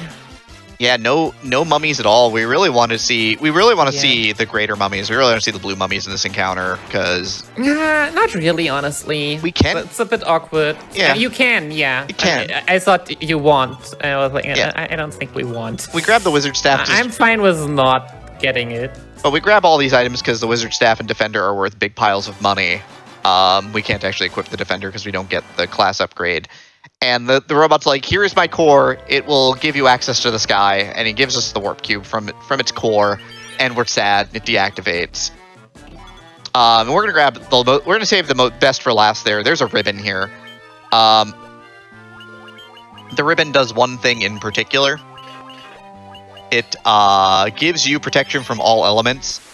So elemental magic does half damage, and more importantly, status effects are not effective at that point.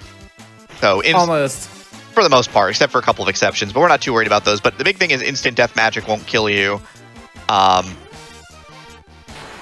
Most of the time, yeah, you are safe to everything because you get like, what I've had, like 150 extra magic defense. Yep. And you like.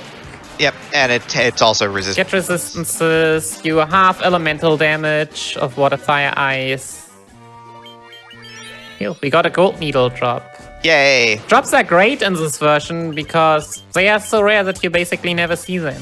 Yura got a full. The gold needle drop is like the one. The one. Is the highest that you see every once in a while. Also because you saw many birds. Yeah, the other one is the leather shield we've gotten. In series, there are many other interesting ones, but they are just so rare that. But yeah, we also got a high hit point level on the red mage, so yours up to 175. This is looking better than my last one, which wasn't really difficult. But hey, you gotta take the small wins.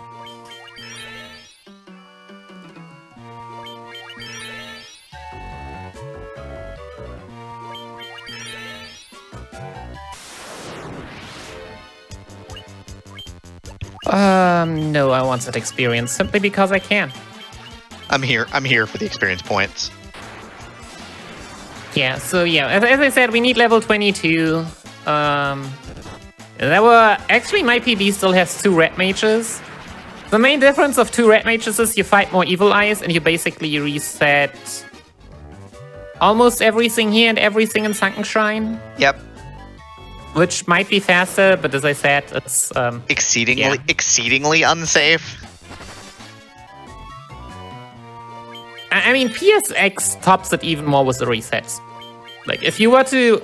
If you go... Usually PSX runs are easy mode.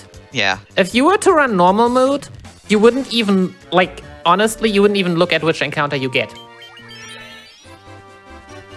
Because the chance that this is encounter that you can actually, like, run from or use properly 90% of the time is just not existent. So you just quick save, reload everything on site. But yeah, with that, we also have gone, as you could see, into Waterfall Cave. Lots and lots of money. Ton of money. Piles of cash. Taking also the longer way now here, because the desert has a lower encounter rate. We really don't care. Interesting. It is basically runner's choice. You can do whatever you want. Yep, but we come here, we need to have 40 grand when we get here. If you don't, you sell the Defender and the Wizard Staff, and you conveniently have 45,000 gil coming here. But you have to buy the Bottled Fairy here, because this is, of course, very important for getting access to Sea Shrine. But we're going to go back into the shop, because in this version, this shop is now changed to a special item shop where you can buy stat buffing items. We only want 2 of them. Since we have Temper Casters, we want some speed drinks for hit rate, because it increases the number of hits you get, and we need to grab Giant's Tonics. Each Giant's Tonic increases your maximum hit points, but not your current hit points, by 200, capping at 999. We buy a bunch of those. They are exceedingly important. Yep. And the neat thing that we hopefully will never get to see, if our characters die, but they got Giant's Tonics, they will keep that buff. This is not a thing in every version. You hopefully will not get to see it, but maybe you will, and then you can see the differences. Yep, we stop in here, we buy 1 Protect Ring, and with the rest of our money, we're going to grab extra Cottage, we're going to grab some handful of Phoenix Down just to make sure we got plenty. We're going to load up on high potions, and the rest of our money is going to go into Ethers, Phoenix Downs, maybe another Cottage, I don't know. We are good on money. Not much to do here. Yeah, just going to stock up, basically. High potions are, of course, great for healing between fights. We want to have a handful of Ethers because we do need to load up. We don't need as many in this version. We could, in theory, many other routes have gone for, like, more Protect Rings. Protect Rings are amazing. They also protect of that gaze attack that we mentioned earlier from the Pyrolyths. Yep, they protect from... Sadly, our money situation doesn't allow us to go here first. Yeah, they protect us from instant death spells that are specifically Death Elemental. Yeah. Because if we want to... Ironically, most of all the AoE ones do not get protected, but hey. Hey, the interesting thing is that the elements in this game, of course, they are... Oh god, can I do this from memory? It's Fire, Ice, and Lightning. Earth, Death, Time. I think there's one more, and I hate that I don't remember. Yeah. But the big one is the instant death spell that Lich 2 uses is it's called, I believe it's called Warp now. It was Zap in the original. Is Time Elemental. Yeah. As is one of the gaze attacks is also Time Elemental. Do I? Oh no. Yeah, so the Protect Ring, you don't really have armor for that slot, and it gives you 8 armor, which is a lot. Yep. The approach is simply, if one of the monks gets hit by a physical, of the mages gets hit by a physical, they die anyways. You will take more chip damage from random encounters, but for bosses it doesn't matter, so we just save the money. In the end, it's like minor things that should be faster, but in the end, the game has so much RNG that it will not necessarily, like, reflect in, I now have strats that should give me, like, a minute better times. That does not mean you PB. Not at all. But here we are, Sea Shrine, the 2-part dungeon. We have to go get a key item from the right side of the dungeon, and then Kraken is waiting for us at the bottom. I forget if we go down or up here. Good question. Good question. We'll find out when we get to the stairs. It doesn't. Yeah. At the end, I apologize. I'm not native. I do not care about that. I see numbers, and that's good enough for me. I am a speedrunner. And we also count differently because we have an earth floor. But yeah, it counts. Right, we also don't even... Yeah, no, one direction is up and one is down. I believe, even. Yeah, I think so, if I remember correctly, but I don't. That's why I'm asking. But yeah, first we're going to go see the mermaids here. And we're going to find out... This is unrunnable Encounter Central, basically. This pack is unrunnable. It's garbage. We hate it. It's not worth anything. It doesn't give experience. It doesn't give money. But we can't... It's only fast, and it's for nothing. At least it dies to a Thundara, right? But we hate it. There are ghosts, which are super hard hitters. They're undead. We don't really worry about the fact that they could paralyze because they usually just kill you. They don't exist. They're They're not real. They're unrunnable. They're weak to fire magic. And then there are water elementals down here. And water elementals are also unrunnable. They look like little water tornadoes. And of course, they are weak to being water. They're weak to lightning, right? Ice. You do have to freeze the water elementals. It's why we make sure that we buy Blizzara. We grab the diamond armlet, the diamond gear for the fighter here for selling. I actually back up money. Because we can't use it because you need it for promotion. The armlet, though, you can use, and it gets equipped on the monk in the end game. It is kind of ironic. Like, every other good armor is knight, maybe warrior, and ninja. Yep. And the diamond armlet is the one piece of armor that, like, everyone else can equip. Yeah. So basically, all the other classes, unless you go into post-game dungeons, have to share this one diamond armlet for, like, the best armor. Yep. The major thing is that we do so that we can put a ribbon on the black belt in the end game. Because if the monk has just the ribbon equipped, ribbon has 1 armor. And if you with the diamond armlet, the monk is actually able to barely tank those physicals. Yeah, with the diamond armlet, the protect ring, it's a total of 40, I believe. I think it's 32 and 8. So you're then at least in good shape. Like, usually, and I would say at least the current HP does not look bad on Duncan. 303, have seen worse. Yeah, getting there.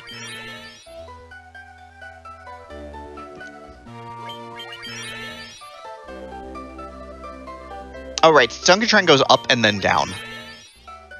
It goes like, one side goes up and the side we're going down. You were right. Good job, I guess. We're here, though. We're in Sea Shrine. We're going to grab a couple more boxes on this end of the thing, because we do need to grab the most important item in the game. Yeah, so the reason why we are going here first, while this place, we care more about this place than others, is simply because we get important items here. Like the ribbons we have already had. There is one here. Yep. Yeah, the Rosetta Stones that we need in order to go to Flying Fortress to Tiamat later on. Super important. And we're going to grab one other item in here as well, which is exceedingly important, because we're going to stop and we're going to grab the Giant's Gloves. Yeah. Originally known as the Power Gauntlet in the original game, what it does is that when you use it as an item, it casts the spell Saber. Saber is normally a Black Mage only spell, because we're going to go back to our D&D roots for a second here, right? Is that, you know, Black Mages later in D&D campaigns at high spell levels get a spell which allows them to cast a spell that gives them a weapon, right? And lets them do physical damage, and that was the intent of it. But it also happens to be on the Giant's Gloves, and it buffs your attack by 16. So basically, the monk is going to wave those gauntlets around an awful lot in the end game to self-buff on the final few bosses. Because rather than like swinging for 5 on the first few turns, we're going to try to amplify our buff rate as fast as possible, so that our Black Mage or Monk can get from, you know, doing iffy to okay damage to out of control punching for 3,000 walls are no problem. you know, God is no problem. We're going to kill literally everything in our path. Yeah, I don't know what exactly they thought about that. Like, some items have spells that you can use, and usually those spells are not too strong. Like, usually you have Sundara, Fire, Blizzara, like, so tier 2 spells, nothing major. You have heal a lot. There's Healara on the rune staff, but that's like very late game. Mm-hmm. And rare drop, unless you go into bonus dungeons. Yeah, and then you have like this one Giant's Glove here that has a tier 7 spell as the only tier 7 spell on an item. It's like, sure. I mean, we take it. We're happy. Because, yeah, it not only gives power, it also gives agility. Like, I think it's called accuracy. It's called, but yeah, like more hits. It's at a very... Alright, game. It's at a very low... You know what? Here. It's at a very low rate, but it is there. But yeah, we're here. We're fighting this encounter because we keep getting it off reset, and we're getting annoyed. Also, we've gotten in a few more steps than before, and if I reset, I get the encounter earlier, and who knows which encounter it is. Like, probably. Unless I save, get one, and reset that one again. Yep. Sometimes taking an encounter is also a thing of mood. You know, like, I just really don't want to reset right now. But yeah, we hop in here, we grab a little bit of backup money, and then we get, in this box that we're standing in front of, that we just got ambushed in front of, is ribbon number 2.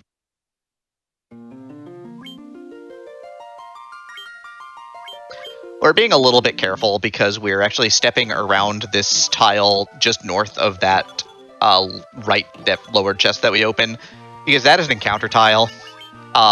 This room is lovingly known as the Sharknado room, because that encounter in particular is gray sharks and water elementals. So it's sharks and tornadoes. No, it's actually not water elementals. I'm not maybe in NES, but not here. It might have it can be 1 or 2 gray sharks. Gray sharks? Yep. White sharks. Yeah. And it can have 1 Sahagin prince. Yeah, in NES, it's water elementals. It is not the worst to grind on, but I still hope that I get decent encounter to actually get level 22. And Gray can also give some experience. Yeah. We have reset so much right now. What is going on? This Sunken Shrine is not going well. The Sunken Shrine doesn't want you to run from encounters, clearly. Yeah. Every time you've tried to run... It wants us to enjoy the scenery. And the music. Yeah.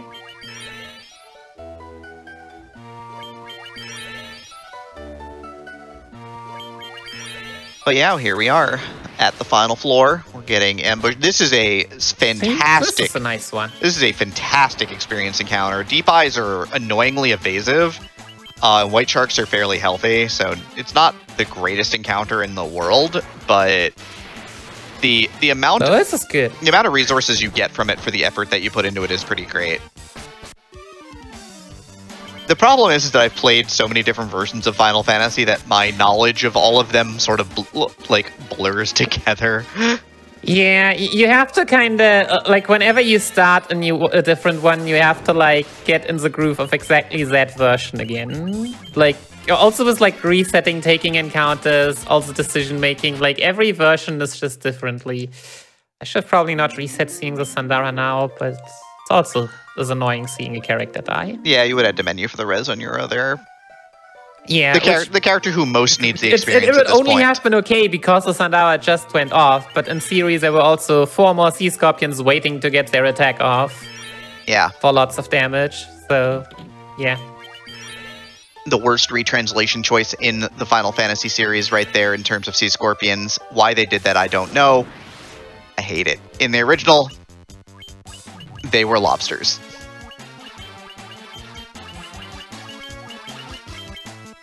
And we love lobsters. Lobsters are the best. They do have a habit of choosing violence, though. Remember when we said 50% for a single target attack to hit the warrior? Yeah, 50% of the time, every time. What about the... 50% of the times the game actually also cares about those odds. 50% of the time your red mage dies every time. Yeah, especially with the amazing amount of HP we have. For the lobsters. For the lobsters. Also Get one shot by a Black Mage's Sandara.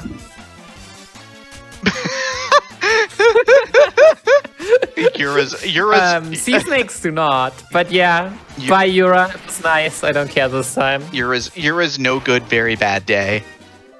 The lobsters really love Yura. They know what they're doing. Giving friendly hugs with their, well... They're 35 damage a hit, 3-hit attacks that apply poison. It's great.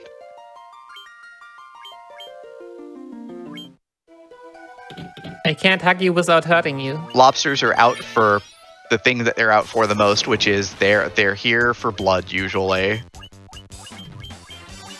Sure, let's go for those as well. More XP. Because, I mean... At this point, the Sunken Shrine just wants to show us all off. Yeah, we haven't seen them yet. Water Elementals in this dungeon, though, usually not too many. Yeah, they're like rare. 1, 2, 3 might be the maximum. Water Elementals do give good experience, but we are not that well suited yet to actually like defeat them quickly. Yeah, they mostly show up in the final dungeon in Chaos Shrine. Cool. We're here. We're at Kraken's Orb. Kraken has a exceedingly useless ability list. Casts Thundara, which doesn't do much damage. And Kraken has 8 legs and knows that skipping leg day is bad. I don't think it even has that yet. Has what? Sandara. I always forget it. It may not have it until... I think Sandara is... I think it only has Ink, which... So, Blind and Silence don't actually do anything. Yeah, they're broken. Also, remember when we said that the ribbon protects against things? Yeah, the monk is not that... yeah, it might still sometimes get hit. But yeah, we're gonna start mashing the temper button. The fighter is throwing potions. Well, see, as you can see, Kraken hits extremely hard. If Kraken tags one of the mages, they'll die. If Kraken tags the black belt, the monk, we're close at this point, which is fine. Yeah, we will tank that.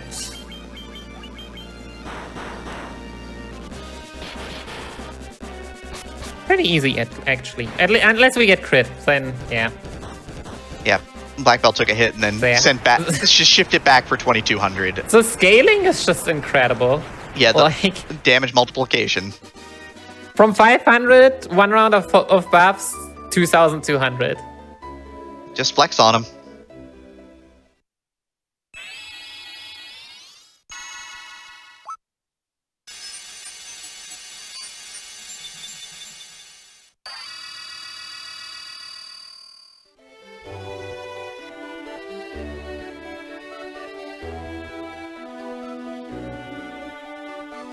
But yeah, no.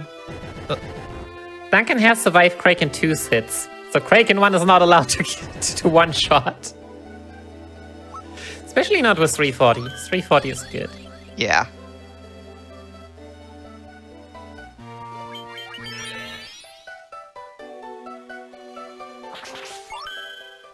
Alright, with that, we are out of the cave. Ouch. What is this one-step encounter? Also, this is still unrunnable, even though the wolf is missing. Is it really? All right. Yes. This outside this encounter is unrunnable. Game good.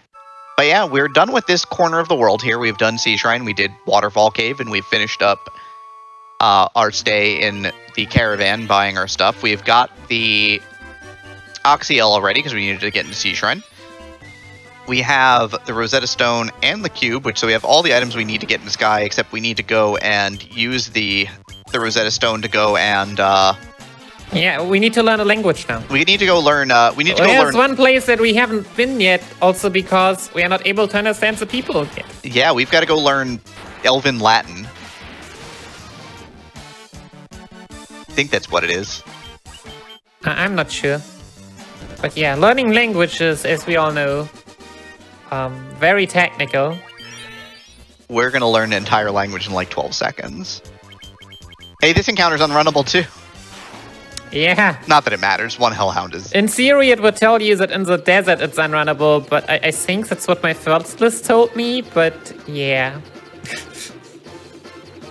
GBA runners... Doesn't really care. GBA runners in particular, oftentimes when they run this for marathons, they have a incentive where it's if they try to run from an unrunnable encounter, they will donate for that because...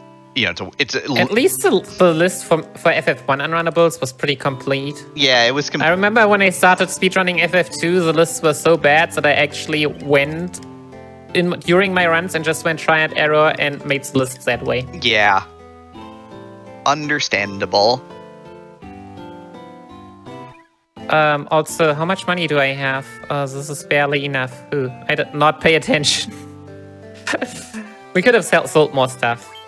But yeah, we grab a copy of Kiraga because we want to have the level 3 Cure spell as a useful backup. And then we're going to grab 2 copies of Firaga. We are heckin' broke again, but that's okay. We had enough money for everything. Nikki, of course, parks the airship specifically on that tile because when you leave Melman, that's the tile you come out on so that you can hop right in the airship and take back off. Minor optimizations that you just get used to. Once you've run the game a few times, you just, at least personally, I just always look out for that stuff. Yep, but we're going to land here. We're going to walk down to the elven city of Lufine, which is tucked away in the forest, so you can't take an airship there. So we're going to walk. Also, we bought a knight's armor, which is the best fighter armor money can buy. Yeah, ironically, so there are many pieces of armor that you could get usually. They all have the same defense. They just have different types of elemental resistances, which the knight armor has none. Yeah, I think that the dragon mail has marginally more. The dragon mail has all 3. Yeah, but we can't... Like lightning, fire, and ice. And then there is one for, like, lightning armor, like, one for lightning, I believe, yeah, but one for fire and one for ice, yep, for sure. Yeah, ice armor protects against fire, which you can equip. Ice armor protects against fire. Fire armor protects against ice. Fighter can equip both of those, but we don't get them because they're both super out of the way. We did see that... Fire is actually not that far out of the way, but it's not... Ice is also not such a dangerous element that anyone ever uses. Yep. Like, it's just Blizzaga from Chaos, and we tank Blizzaga pretty well anyway. And of course, we grab the diamond armor in this, but we can't equip it anyway because we don't class promote, which protects against lightning. And the dragon mail is in a weird spot that I never remember where it is. It's in Mirage Tower 2? Yeah, it is, yeah, in the 10 chests with the Source Hammer.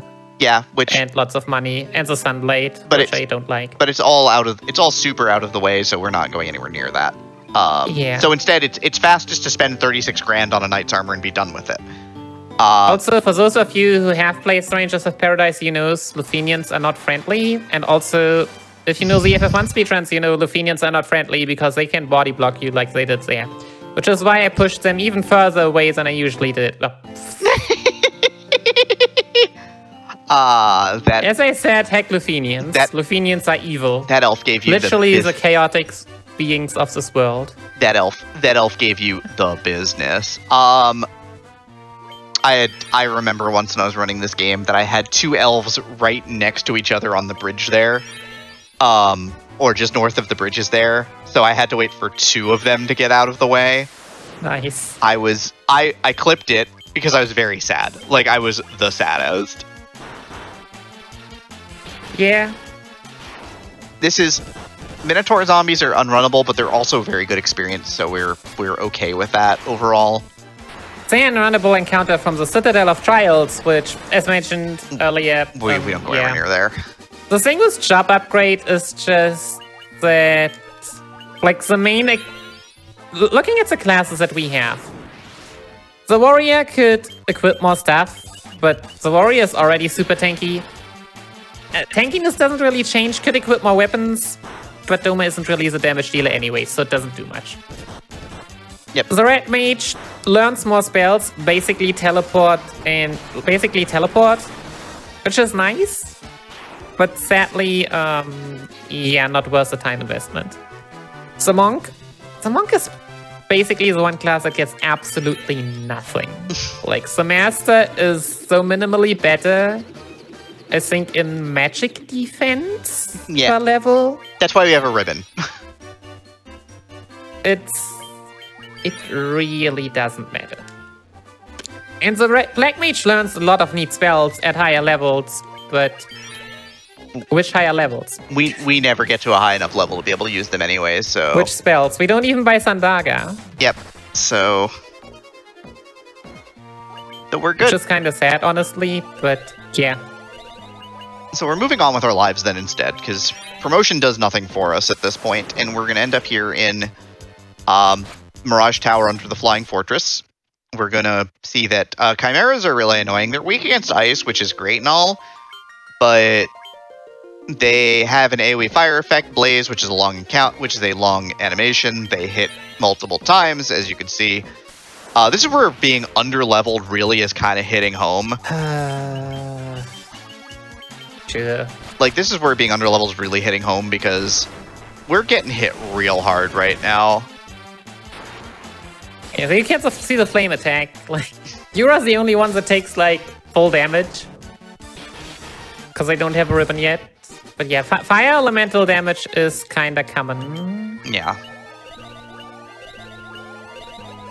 Like, so having that ice shield, being able to equip that for the warrior, at least the one weakness covered, that really helps. Needless to say, yeah. There's a petrified red mage, because why not?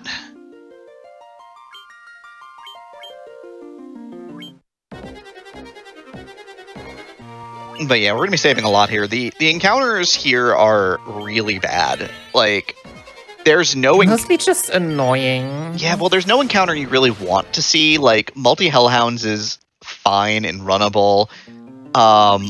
You find... They also die to a Blizzara, but they also have a flame attack, so just... Yep. Spell animations also take time. Yep, you get... Like, 2 spell animations take longer than 1 reset. Yep, 3 to 5 vampires will show up, which is probably the encounter you most want to see, but they melee incredibly hard. Guardians melee incredibly hard. They're weak to thunder, and so we only have the level 2 magic, which is really terrible. Yeah, they could die to double Sandara, but it's also like you have to sit through a full turn. They also have paralyzed touch. No good comes of it. This encounter is like doable-ish. Like, yeah, because these are neutral to all elements. This encounter looks neat. And it's not one you see every day. It's not 1 out of 64 low, but it's one of the lower encounters on this floor. Like, we want to see that, but not get ambushed, because they... And if you see an ambush, you're also like... You're going to reset immediately. No. Also, yeah, the interesting part about the boss flag is that... So we had the 1 vampire earlier. So 1 vampire is a boss. Multiple vampires are not a boss. You could run from that. Yeah, but they also die to 1 Firaga. No. Do they not? Nope. You need to. Sadly, Black Mage really needs to... Maybe with another 10 intelligence on the Black Mage? Yeah. See, it's a damage roll. That's a damage roll? Okay, I thought it was clean. Yeah. Ironically, Firaga also has a short animation than Fyra. Yep. But that's the encounter you kind of want to take overall, like... Yeah, but you could take... Like, as taking encounters go, this tile is a single blue dragon. Blue dragons, of course, they cast lightning magic, and they're weak too. That doesn't really... I don't even know. They're weak to damage. I don't think they have... Like, do they have a weakness that we can actually abuse? No. They're weak to nothing. Oh, right. It's like in some games, they will be like, yes, it's weak to ground. And think for yourself how you get that element. Spoilers, you don't.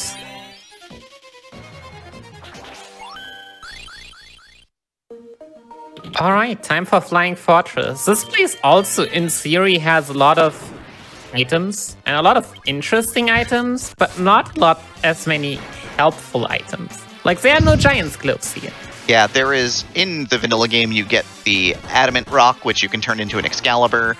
There is the White Shirt and Black Shirt, which are armor for White Mages and Black Mages. The white mage armor and cast spells. Yeah, the white mage armor casts the AoE tier of the blink spell in this game, so it increases your evasion. The black shirt just casts Blizzara, which is terribly unexciting. The interesting one is that the black shirt gives a time elemental resistance. The white shirt gives, I think it's death and fire, and then the black shirt is time and ice resist. There is a ribbon in here, which we're going out of our way to grab the third and final ribbon in the game. But Demi, this is the GBA version. There exists a fourth one. Yes, but we're not going down.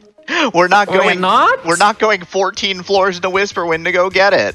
No, it's not 14. It's 10 into fire. Oh, 10. We need to have a leg day. We're not going down. But I am not practiced enough to make sure that I'm then still underestimate. We're not doing that. I mean, without things going wrong. There's only 3 ribbons. Obviously, things could go. Yeah, but they added a fourth one, nice as they were, in the bonus dungeon of Final Fantasy IV. Yeah, we weren't talking about it. Behind the water one, we actually got the FF5 bonus dungeon. Which is like a weird set of enemies, because the Final Fantasy V bosses are not like specifically elementally coded. Well, we got Gilgamesh, Atmos, and then floor 5 and 10, and then in floor 20 we have Shinryu and Omega. Yep. Right, of course, Final Fantasy IV, of course, is the 4 fiends of the Which elements. also, as they should be, are the hardest bosses in this game. Like, post-game. Phantom Train? No, not even close. Phantom Train isn't even the last boss in FF6 bonus dungeon. Phantom Train is like War Mech tier though. Like it does get a big non-elemental blast like that it uses every turn. Yeah. I think it's mostly its script makes it really annoying, even if it's not the hardest enemy. But Shinryu is the hardest spell magic dealing boss, and Omega physically. Yeah. Omega nukes you for 4-digit numbers when you cannot even have that much HP if you don't have good armor. You'll say there's some fun extra bosses in this game. Yes. Here's air elementals. We really hate them. They're not unrunnable. They're basically unrunnable, especially for our levels. We are level or 2 higher than we maybe usually would be, but no. Maybe if we were 10 level higher, we could consider trying to run. It's terrifying and awful, and we're not living that life today. Yeah. Also, this floor is neat.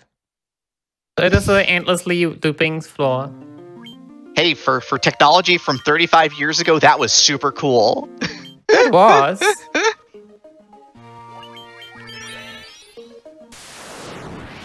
For sure. It kind of also was a gimmick that quite some games used. I remember Zelda at least also doing so. Alright, but now the moment that everyone has been waiting for. Robot, robot, robot. Robot. This is also the lowest encounter area in the entire game, so... I've only... My robot hit rate in any percent runs up to this point has been 0. It is sad, but what can you do? I mean, it is, again, the Bridge of Destiny there, as it is lovingly called by NES runners, is the lowest encounter rate area in the entire game. I have thought about how would it be to manipulate Womack here, the secret super boss of the NES version.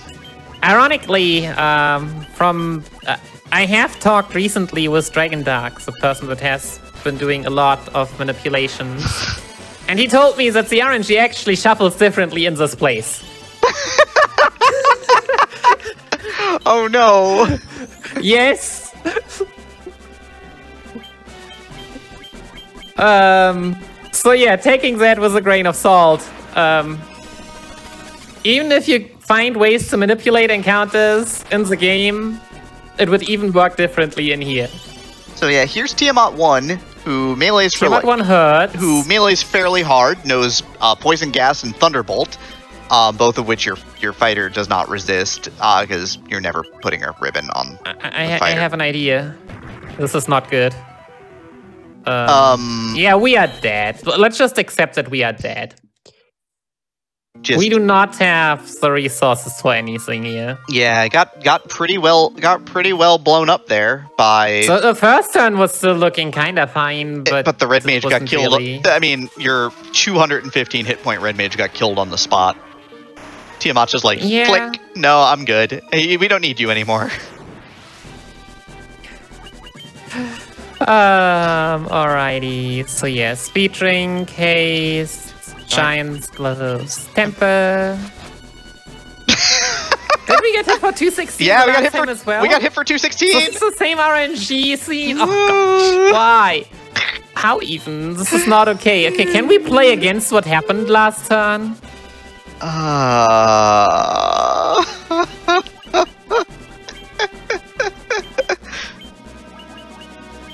I'm not sure this is.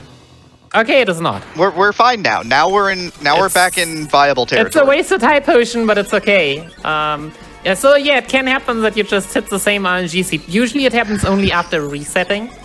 But then you're like, wait, we had this fight before. Everything's fine. It's fine. Everything's okay. We're gonna buff one more round of buffs and then our... Yeah, I'll give it an extra buff. Yeah, we'll just spam high potions, hoping to, like... Keep them up. We should be fine at this point. Yeah, we can start swinging away, I believe, and we should be we should be in 2-hit territory here. Yep. Give me more. Thank you. 2,400 HP.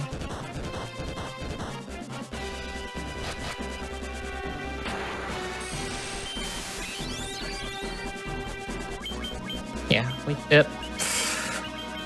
Yeah. That's why you throw the high potions. That's why you throw the... Just keep throwing high potions. Yes. Tiamat only has I believe a 25% chance to go into the ability list, thankfully, but Thunderbolt is the second highest damage ability in the game. If you're ribboned, you protect from half of it and still take 170. And then Poison Gas is non-elemental, but it's actually, I'm sorry, I apologize. It's Earth Elemental. But the only thing that resists it is the ribbon, and it has a base damage of 200. Yeah, and I think with this, before we make it to the final stretch of defeating the final fiends that we have kept open for so long, and the final dungeon, it's time for another break. Yeah, like I said at the last break, we take these every hour just so everybody can get up, you know, stretch, get some water, anything like that. Right before we take our break, just a quick reminder, your subs, Prime Gaming subs, gift subs, and Bitch Cheered on the GDQ Twitch channel help support Games Done Quick, both with the weekly hotfix content and the GDQ 2023 costs.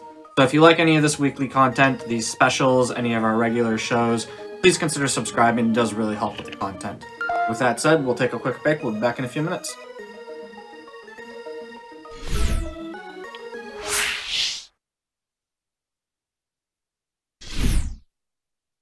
Hello everybody and welcome back to the Games Done Quick Hotfix. This is our 35th anniversary celebration of Final Fantasy, which came out 35 years ago today. We are in the middle of our Final Fantasy GBA run. I will hand it back over and take it away. Yes, so we just defeated Tiamat, unlocking another bonus dungeon, this time for FF6, Whisperwind.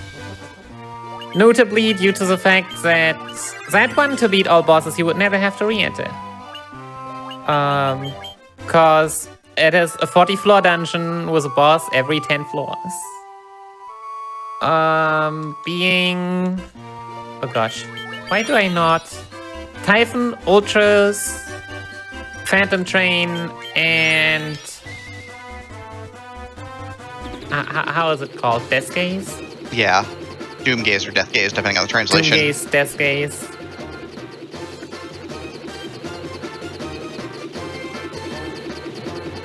But yeah, we do not care about those this run. And heading back to... Yeah, remember when they told us, hey, we need your help?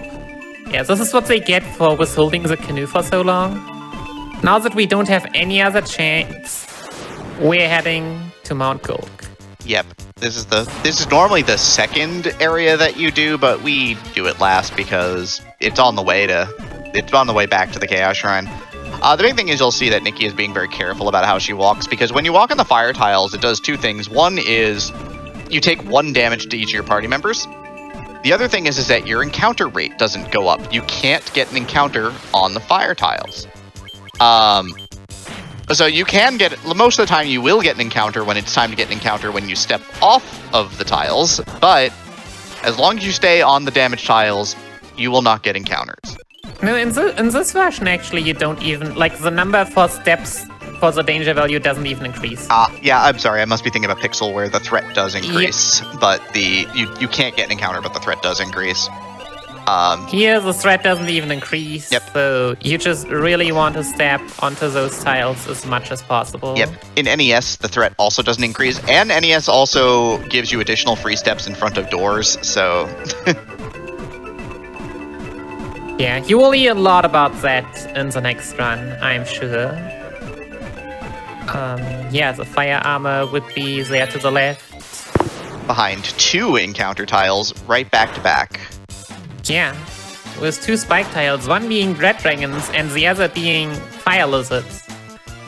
So yeah, if you wanted to see Agamas, I'm sorry, there's only one Agama fact on the GBA version, which is that there are no Agamas in the GBA version. Unless you have... Only Fire Lizards. Only Fire Lizards. Second worst translation in the game.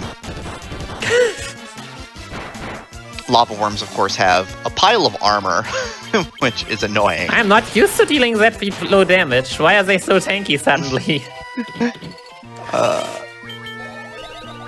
But yeah, we're going to top off. This fight should be fairly academic, because you're supposed to fight this without all of the gear and levels that we have.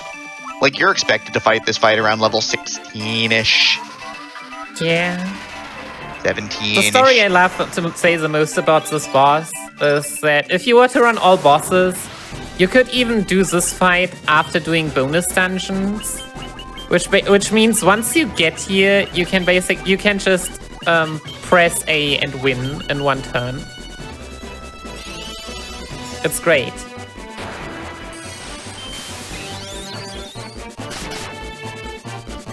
But yeah, you can see that she's... Which, if you want to see that, later on you will probably be able to see that anyways.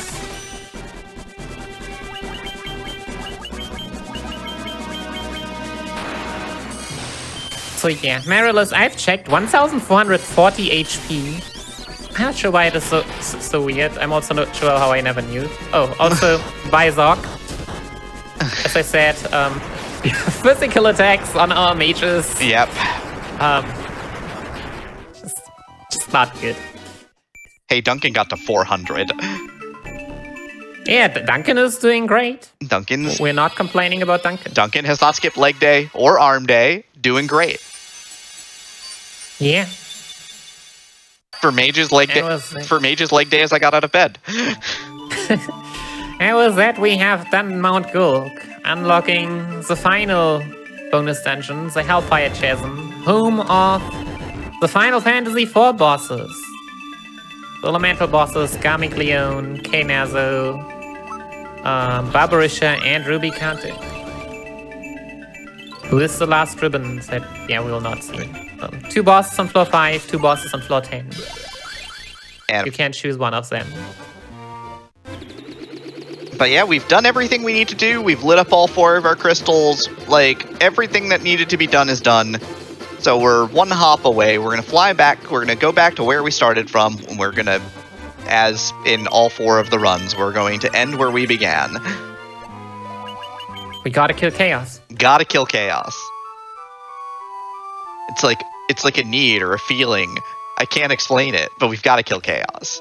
It just has to happen.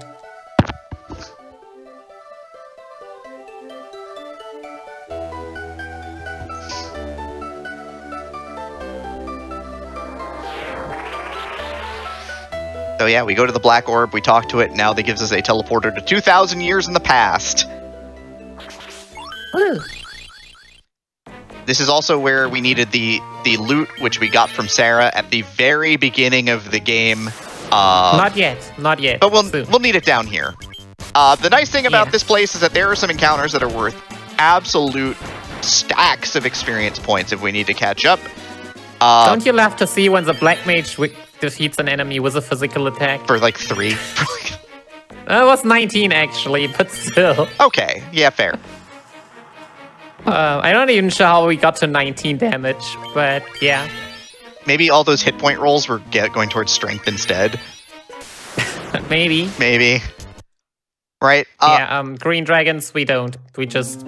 They do not exist. They're unrunnable. They are weak to ice magic, which is great and all, excepting they also know poison gas and a good multiplier. So I think their base damage is like 160. And we would need... Maybe we would one-shot them with Blizzaga. Problem is we need level 33 for Blizzaga. Yeah, we're never getting Blizzaga. We have level 26. We can barely learn Sundaga right now. Yeah, it's usually 2 Black Mage Blizzaras to do it. Basically, the Red Mage is useless. Won't do anything here. Technically, you can run from those, but it's an 8-pack and they're highly agile. They tend to go first a lot. We don't want any part of that. It's just the fact that they would all get an attack off before we even move, probably. Yeah. The first floors of Chaos Shrine, and this is not really a revelation to people who run this game. They're the most dangerous ones. Here's Death Eye, weak to fire. It's undead, and it gives the least experience of an encounter in the game. Yeah. It gives you 1 experience and 1 gil. And it is a spike test, so you can grind it for absolutely no reason. If you need it for safety, if you're running White Mage route, usually there's an elixir in the right chest here that you grab, but we're not. Yeah, I think I'll go for that today. Yeah. What is the other one even? It's a dry ether. High ether. Yeah, it's a high ether. Or turbo ether, I believe it's called on this version. Yeah, it's different names in each version, so we're fine. Yeah, we are I'm resetting here also because the danger value for encounters gets reset after you split the screen. And let's fight some green dragons just to show off how bad they are. Yeah, melee attacks. Nice, none of them uses poison. None of them using poison. What can I show off? What a world! They've got about 400 hit points. God. Yeah. So.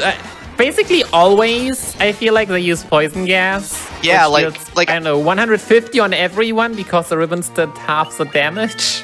Needless to say, that was super friendly. So we'll take the experience with our thanks and walk away. Dragon zombies unrunnable, weak to fire.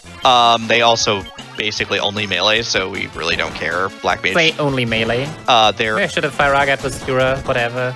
Yeah. I think Black Zoc barely does not one-shot them. No, it's not. I don't even think it's on a roll because it's not runnable. Oh no, you did. It does one-shot. It also has a chance to drop a Mega Elixir, which you know, we have still 5, but wouldn't complain about a 6. Would be handy, but is not strictly necessary. We got more important things to worry about here, but this is the encounter we're probably taking for fill-in experience at the end here. Yeah, no reason not to, and I can't believe we are still at 219. Well, when I said that my last one at 227. Yura's just decided that hit points are optional today. And by option... Yura has decided to accept the challenge. Yura's like... Yura just wants to be flared. Like, just asking to... Yeah, I mean, Flare is an easy one. The mages will not... maybe Zoc can at this point. Like, they just have a higher magic defense set, which usually you don't really realize. But at this point, you would see, like, I don't know, maybe 20 damage difference? Yeah. Also, I should be healing at some point. Go take some potions, everyone. Well, some of you. I will take dragon zombies. Dragon zombies don't have spells. And they don't hit that hard. No. Their base melee damage is like 90. If we are talking about an encounter that we can just grab some experience from and maybe get another Mega Elixir, I will take dragon zombies here. Better than some Winter Wolf Ice Gigai or... I think that's the usual one. Oh yeah, or Green Dragon.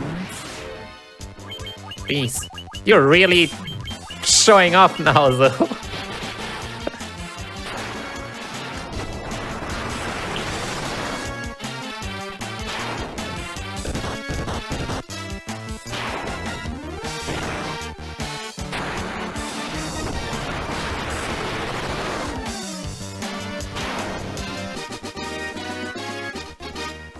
See, there we got another Mega Elixir. We can't spam those. Oh, we're just gonna let him rock then, aren't we? Oh, Black Plants, that's a rare one. That's an ambush. I don't want to sit through that.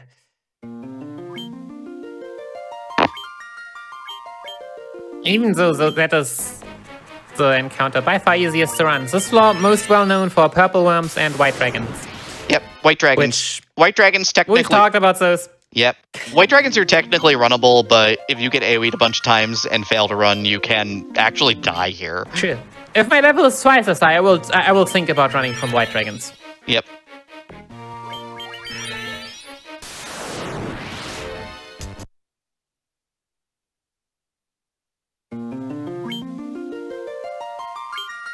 So yeah, a lot of resetting. This is like, again, these floors are less friendly. Once we get to the next floor, the second half of the floors are the elemental floors, so they're themed on the earth, fire, water, and air shrines.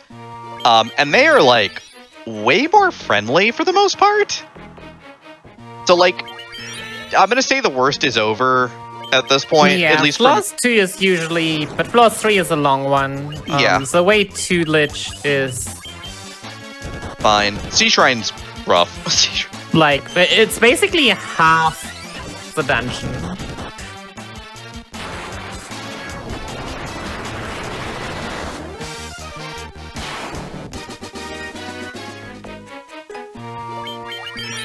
Oh yeah, also we need to...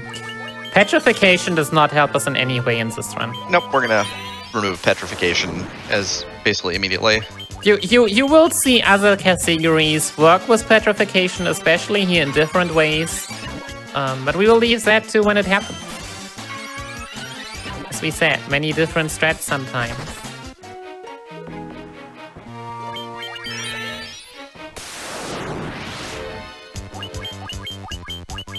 And yeah, Earth Medusas, they don't really hurt.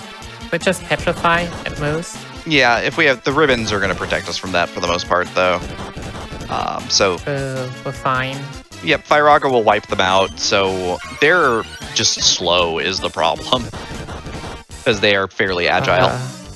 I should have reset that, but hey, we're committed. We're committed to the bit now. Yeah. Also, Zork has 319, yo, and Yura has 248. Okay.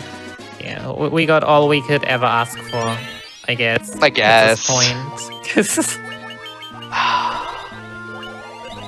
It's not like he really needs that much for Chaos, ironically. It's yeah, every hit point can be the hit points that you need. Also, 448 is more. That's sizable at this yeah, point. that is a lot of bulk there. I remember the run where we were at 248. Or was it 270? I was like, yeah, tanking Flare is a damage roll that I will most often not win. Because yeah, coming up next, Lich 2. Lich 2 spell list is Flare and a lot of insta-death spells. Yep. Of which, the rest of the spells we all don't care about. But Flare... Flare's at the top of the checklist, of course, because Lich is terrible and mean and hates us all. And it deals usually around 320 damage. On everyone.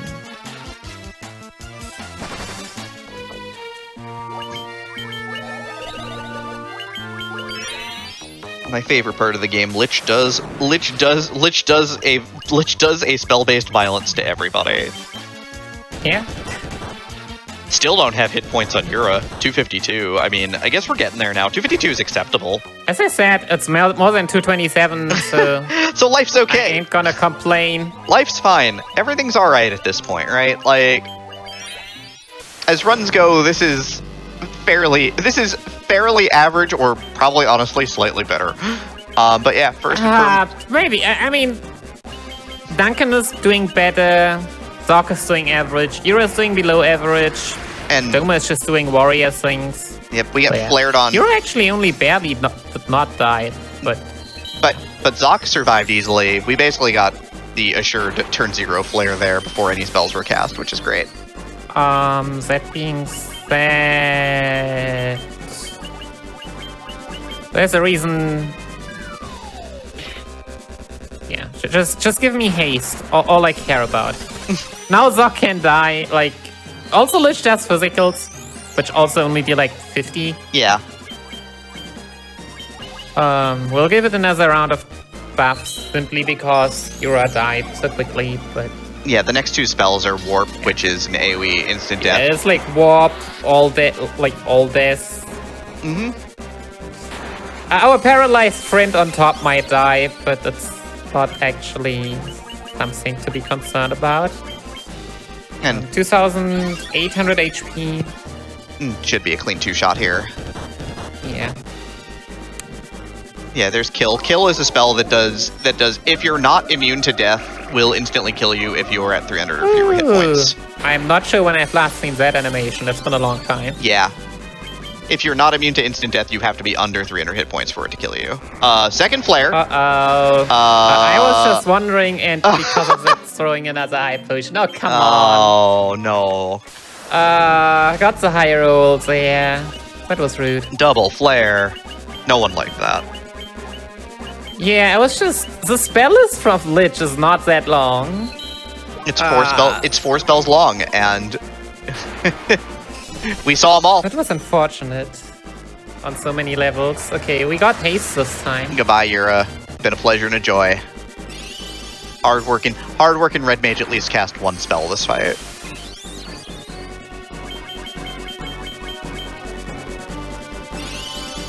So many flares today. Yeah. Oh, really? Come on. through the ribbon? Yeah, through the ribbon. Welcome to... Nikki, what is going on here? Yeah... Just monk stuff. Just monk things. Just monk? I'm already throwing those high potions for the next flare. And Lich also just doesn't hit any physicals. Lich is just crushing it right now. Jeez. Lich is like, your estimate is like 320, right? I can stay on the screen for like 15 minutes. You were like, you had COVID when you made your estimate and decided to go, yeah, no. We want to give you the full content. Okay, could we please stop?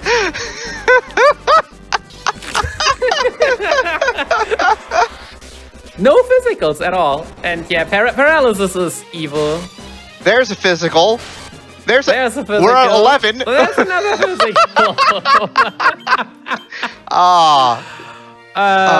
Okay, let's use 2 Aces to change the RNG maybe. I mean, not that the fights were the same, but yeah, let's just see if something...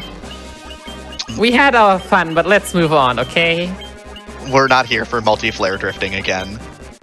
See, look, a melee attack. You did it, Lich. You did it. Congratulations. Welcome to speedrunning the end of Final Fantasy I. Or Final Fantasy I. Let's just... I will still say that the early game has more RNG, but... That doesn't mean that the late game cannot also have a lot of RNG. The thing is that, like, the early game RNG is really, like, subtle and has to do with, like, encounter rates and run chances and wolves and resets. And the end game, it's just... And 15 puzzle. And 15 puzzle, case. Yeah. And the end game RNG is explosive. Like, it's really obvious when things go wrong because your monk dies on turn 2. No! 38 damage short.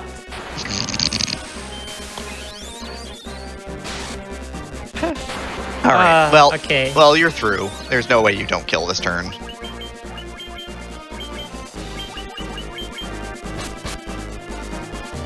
Didn't I say 32? Whatever. No, it's 2.8k, not 2.4. Okay. Still, doesn't matter. Irrelevant. 3.2 for good measures. Lich, we had fun, but this time all good things have to end. Didn't even see flare this time.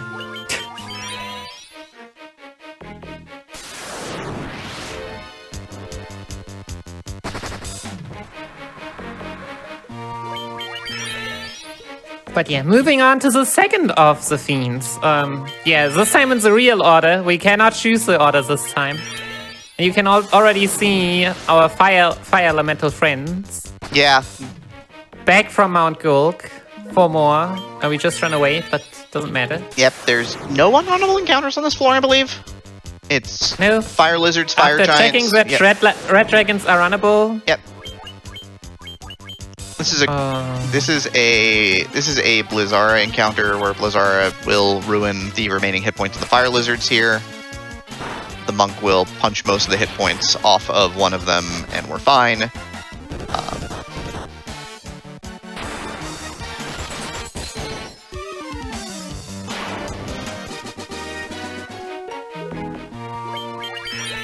Duncan continues Wow, to... level 30 on the monk already. Duncan continues to get swole. 478 hit point. We're at thresholds you don't see in the speedrun these days. Yeah. Final level on Chaos is usually 27-ish, I want to say, sometimes. Yeah. I mean, it depends. You can really push it. Yeah. 30 is more on the high, for sure. Marilith's a fairly hard hitter. She will kill the mages, obviously, but because the knight has armor, taking only 240. Not quite Kraken tier hitting, but Marilith is the second hardest hitting of the fiends, so we are, as they say, living that life. But yeah, 2 rounds of buffs here. Goodbye. Goodbye, Zoc. It was a pleasure, but man. Casual 570. Easy damage, right? This is why, yeah, 8 more defense from protect rings just don't do anything here. It's completely meaningless.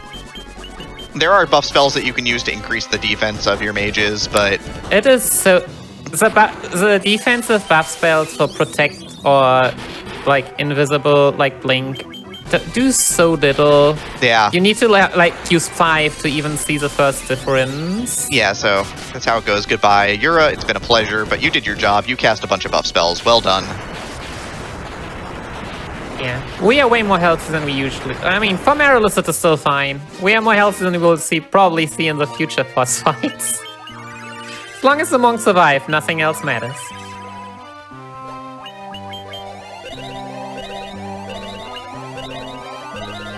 That is the basic summary of the fights we have waiting ahead of us.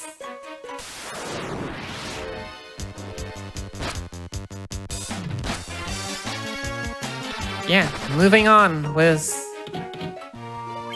our friendly underwater enemies. Yeah, this floor is awful. Water elementals unrunnable. The seafood party pack there, which is trolls and lobsters and snakes, is a rough encounter. You can run from it, but you're not going to try. They come in packs of 6, 7, and 8, so you're just like, no. Yeah, it's just a general rule of GBA. You could try, but for most encounters... Why? The odds for actually being successful versus what you get for just resetting heavily lean towards just resetting, especially if you have saved anywhere close. Especially if you've saved, like, literally anywhere close. But yeah, we're moving on another reset here, because we keep getting that 8-pack.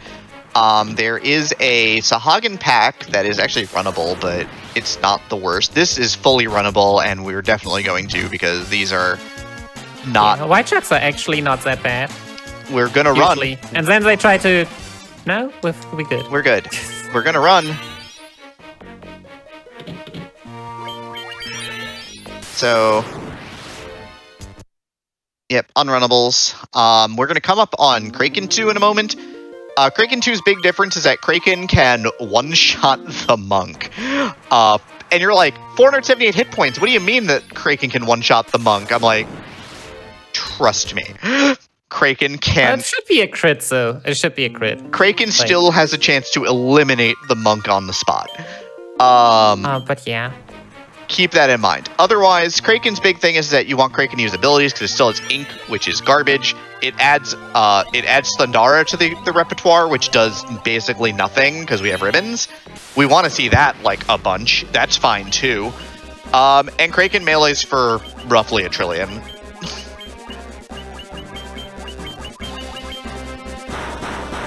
Kaboom! Casual 463. Casual 460 on the red mage who has some armor. Easy game, easy life. Yeah. Didn't even so cast we can haze. Try something neat here. Let's see.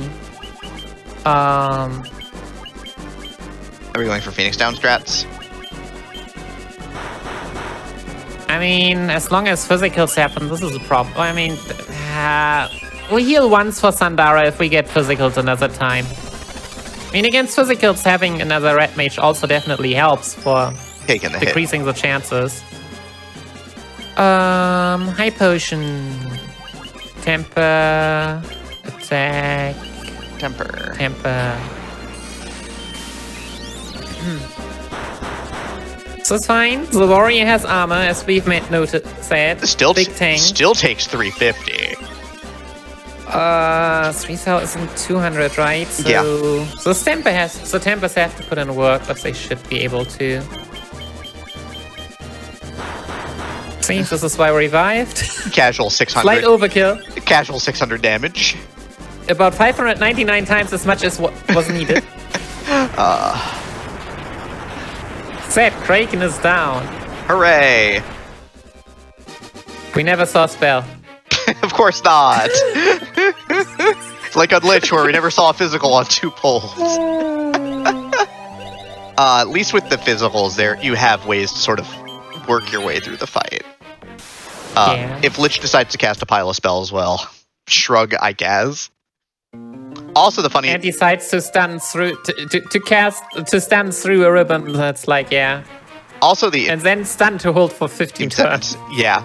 The other interesting thing, by the way, is that the fiends in this version are on encounter tiles. If you go the wrong direction afterwards, I hope you say. Yeah, for example, there is an item in this floor. If you decide to get it after we'll take a step to the left, to the right, you just have to fight Tiamat again. The item down here, of course, is the Masamune, which is the best sword in the game. It can be equipped by anybody. You get it basically at the end of the game, but at this point, it's obviously useless.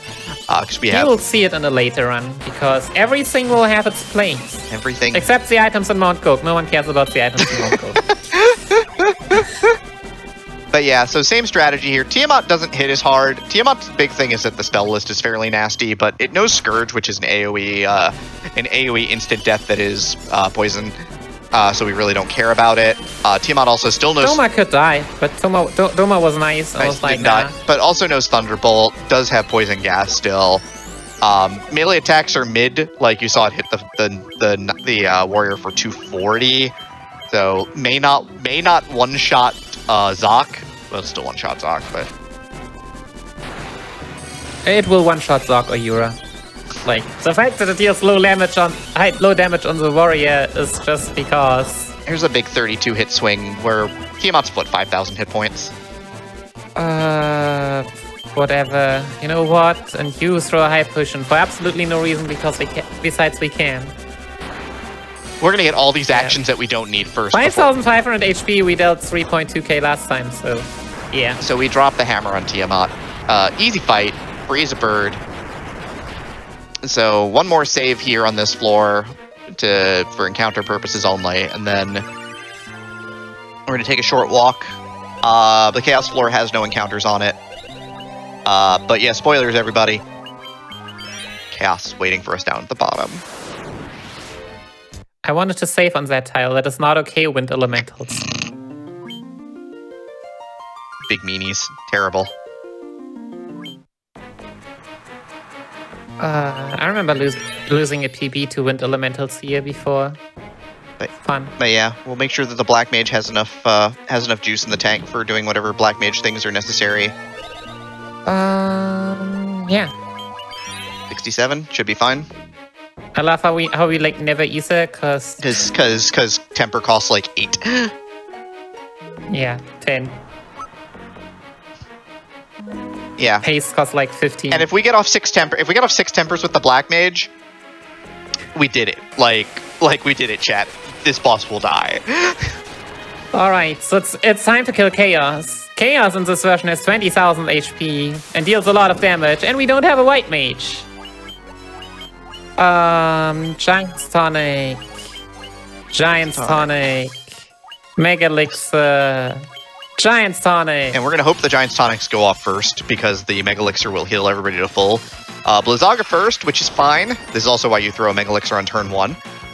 Second Giant's Tonic. I mean, also because we first need to raise our max HP to actually be able to take 2 attacks. We got the right order. Let's go. Alright.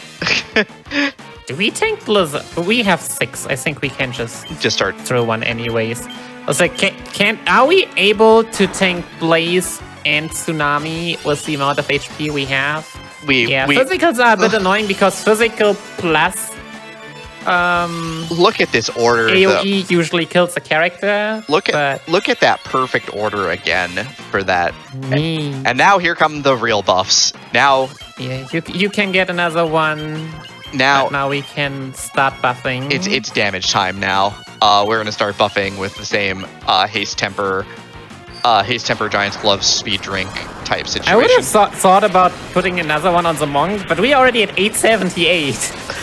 878. Duncan hasn't read the script and has just decided to get all the max HP beforehand. 878 should be enough to take a hasted melee attack. That one would be close, but I mean, we don't even want to think about it. I mean, at that point, we'll just throw another one. That's fine. Yeah, the hope is we don't get to that point. Speed drink. Mega Elixir. Yeah. It's fine. This is great. This is... I mean, I would laugh. At this point, we can tank Tsunami and Cyclone together. So usually, so we have two spell lists on Chaos, and one is Blaze, Tsunami, Cyclone, Earthquake. Yep. Earthquake. Repeat. Yep. And Tsunami into Cyclone are both spells that do not get do not get reduced. So you want to be above 600 health to take them both. You want to have a Mega Elixir in between those two. Yep. Or in like. Fortunately, Chaos outspeeds us pretty consistently every time. So we're in grand shape though now. Our Monk is probably in the realm of hitting for like 3k. Well, more. You know what? For good measures, let's just give him another one. Use the Mega Elixir, because we have so many Mega Elixirs. Right. Sure. Doesn't matter. We could have tried, like, use Curaga with Hura in order to not use a Mega Elixir here. We had 6. But we had 6. And we have another Elixir just for the Monk. Alright, let's see how much damage we are gonna deal. It's gonna be a bit. It's gonna be large. Here's Slowra, which is on the fighter, which we don't care about. It does move us closer to... Slowra hitting the Monk is fair. It does move us close to, like, Flare and... well, first Curaga haste. Yep. 6 grand. 6k for the first time. Only 36 hits. Flex on him. Do we want to just see if... I don't think we can, but let's throw some speed drinks. Here's Tsunami. Flex on him. It's time to flex on him. This is going to do about 240-ish. I think about 270. I mean, it depends. Type mage. Yeah. Both. The mages was like 220. And then the fighters were like 260. Yeah. 6,259 damage. Swole.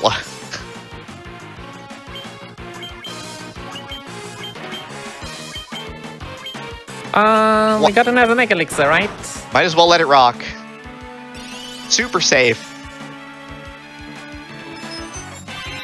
You think this is a kill? Maybe. Time! I've never seen a hit that big on Chaos, by the way. Like, at the end of like 4 grand, great, let's push.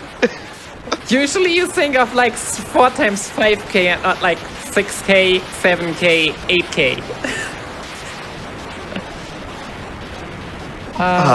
But yeah, that's Final Fantasy I GBA. Still my favorite version, which is why I wasn't actually originally asked for this version, I believe. I was like, you know what? I'll just ask, like, I will just offer it and see. And because there haven't been many running it lately. Because, yeah, I just love this version, even with as tough and RNG heavy it has become, and love to have been able to show it off. And yeah, hope you all enjoyed it as well. Thanks to my amazing commentator, Demi. Doing amazing as always. I mean, it's because you're such a great runner that you just put on such a good show. And yeah, look forward to all the great runs that are yet to come.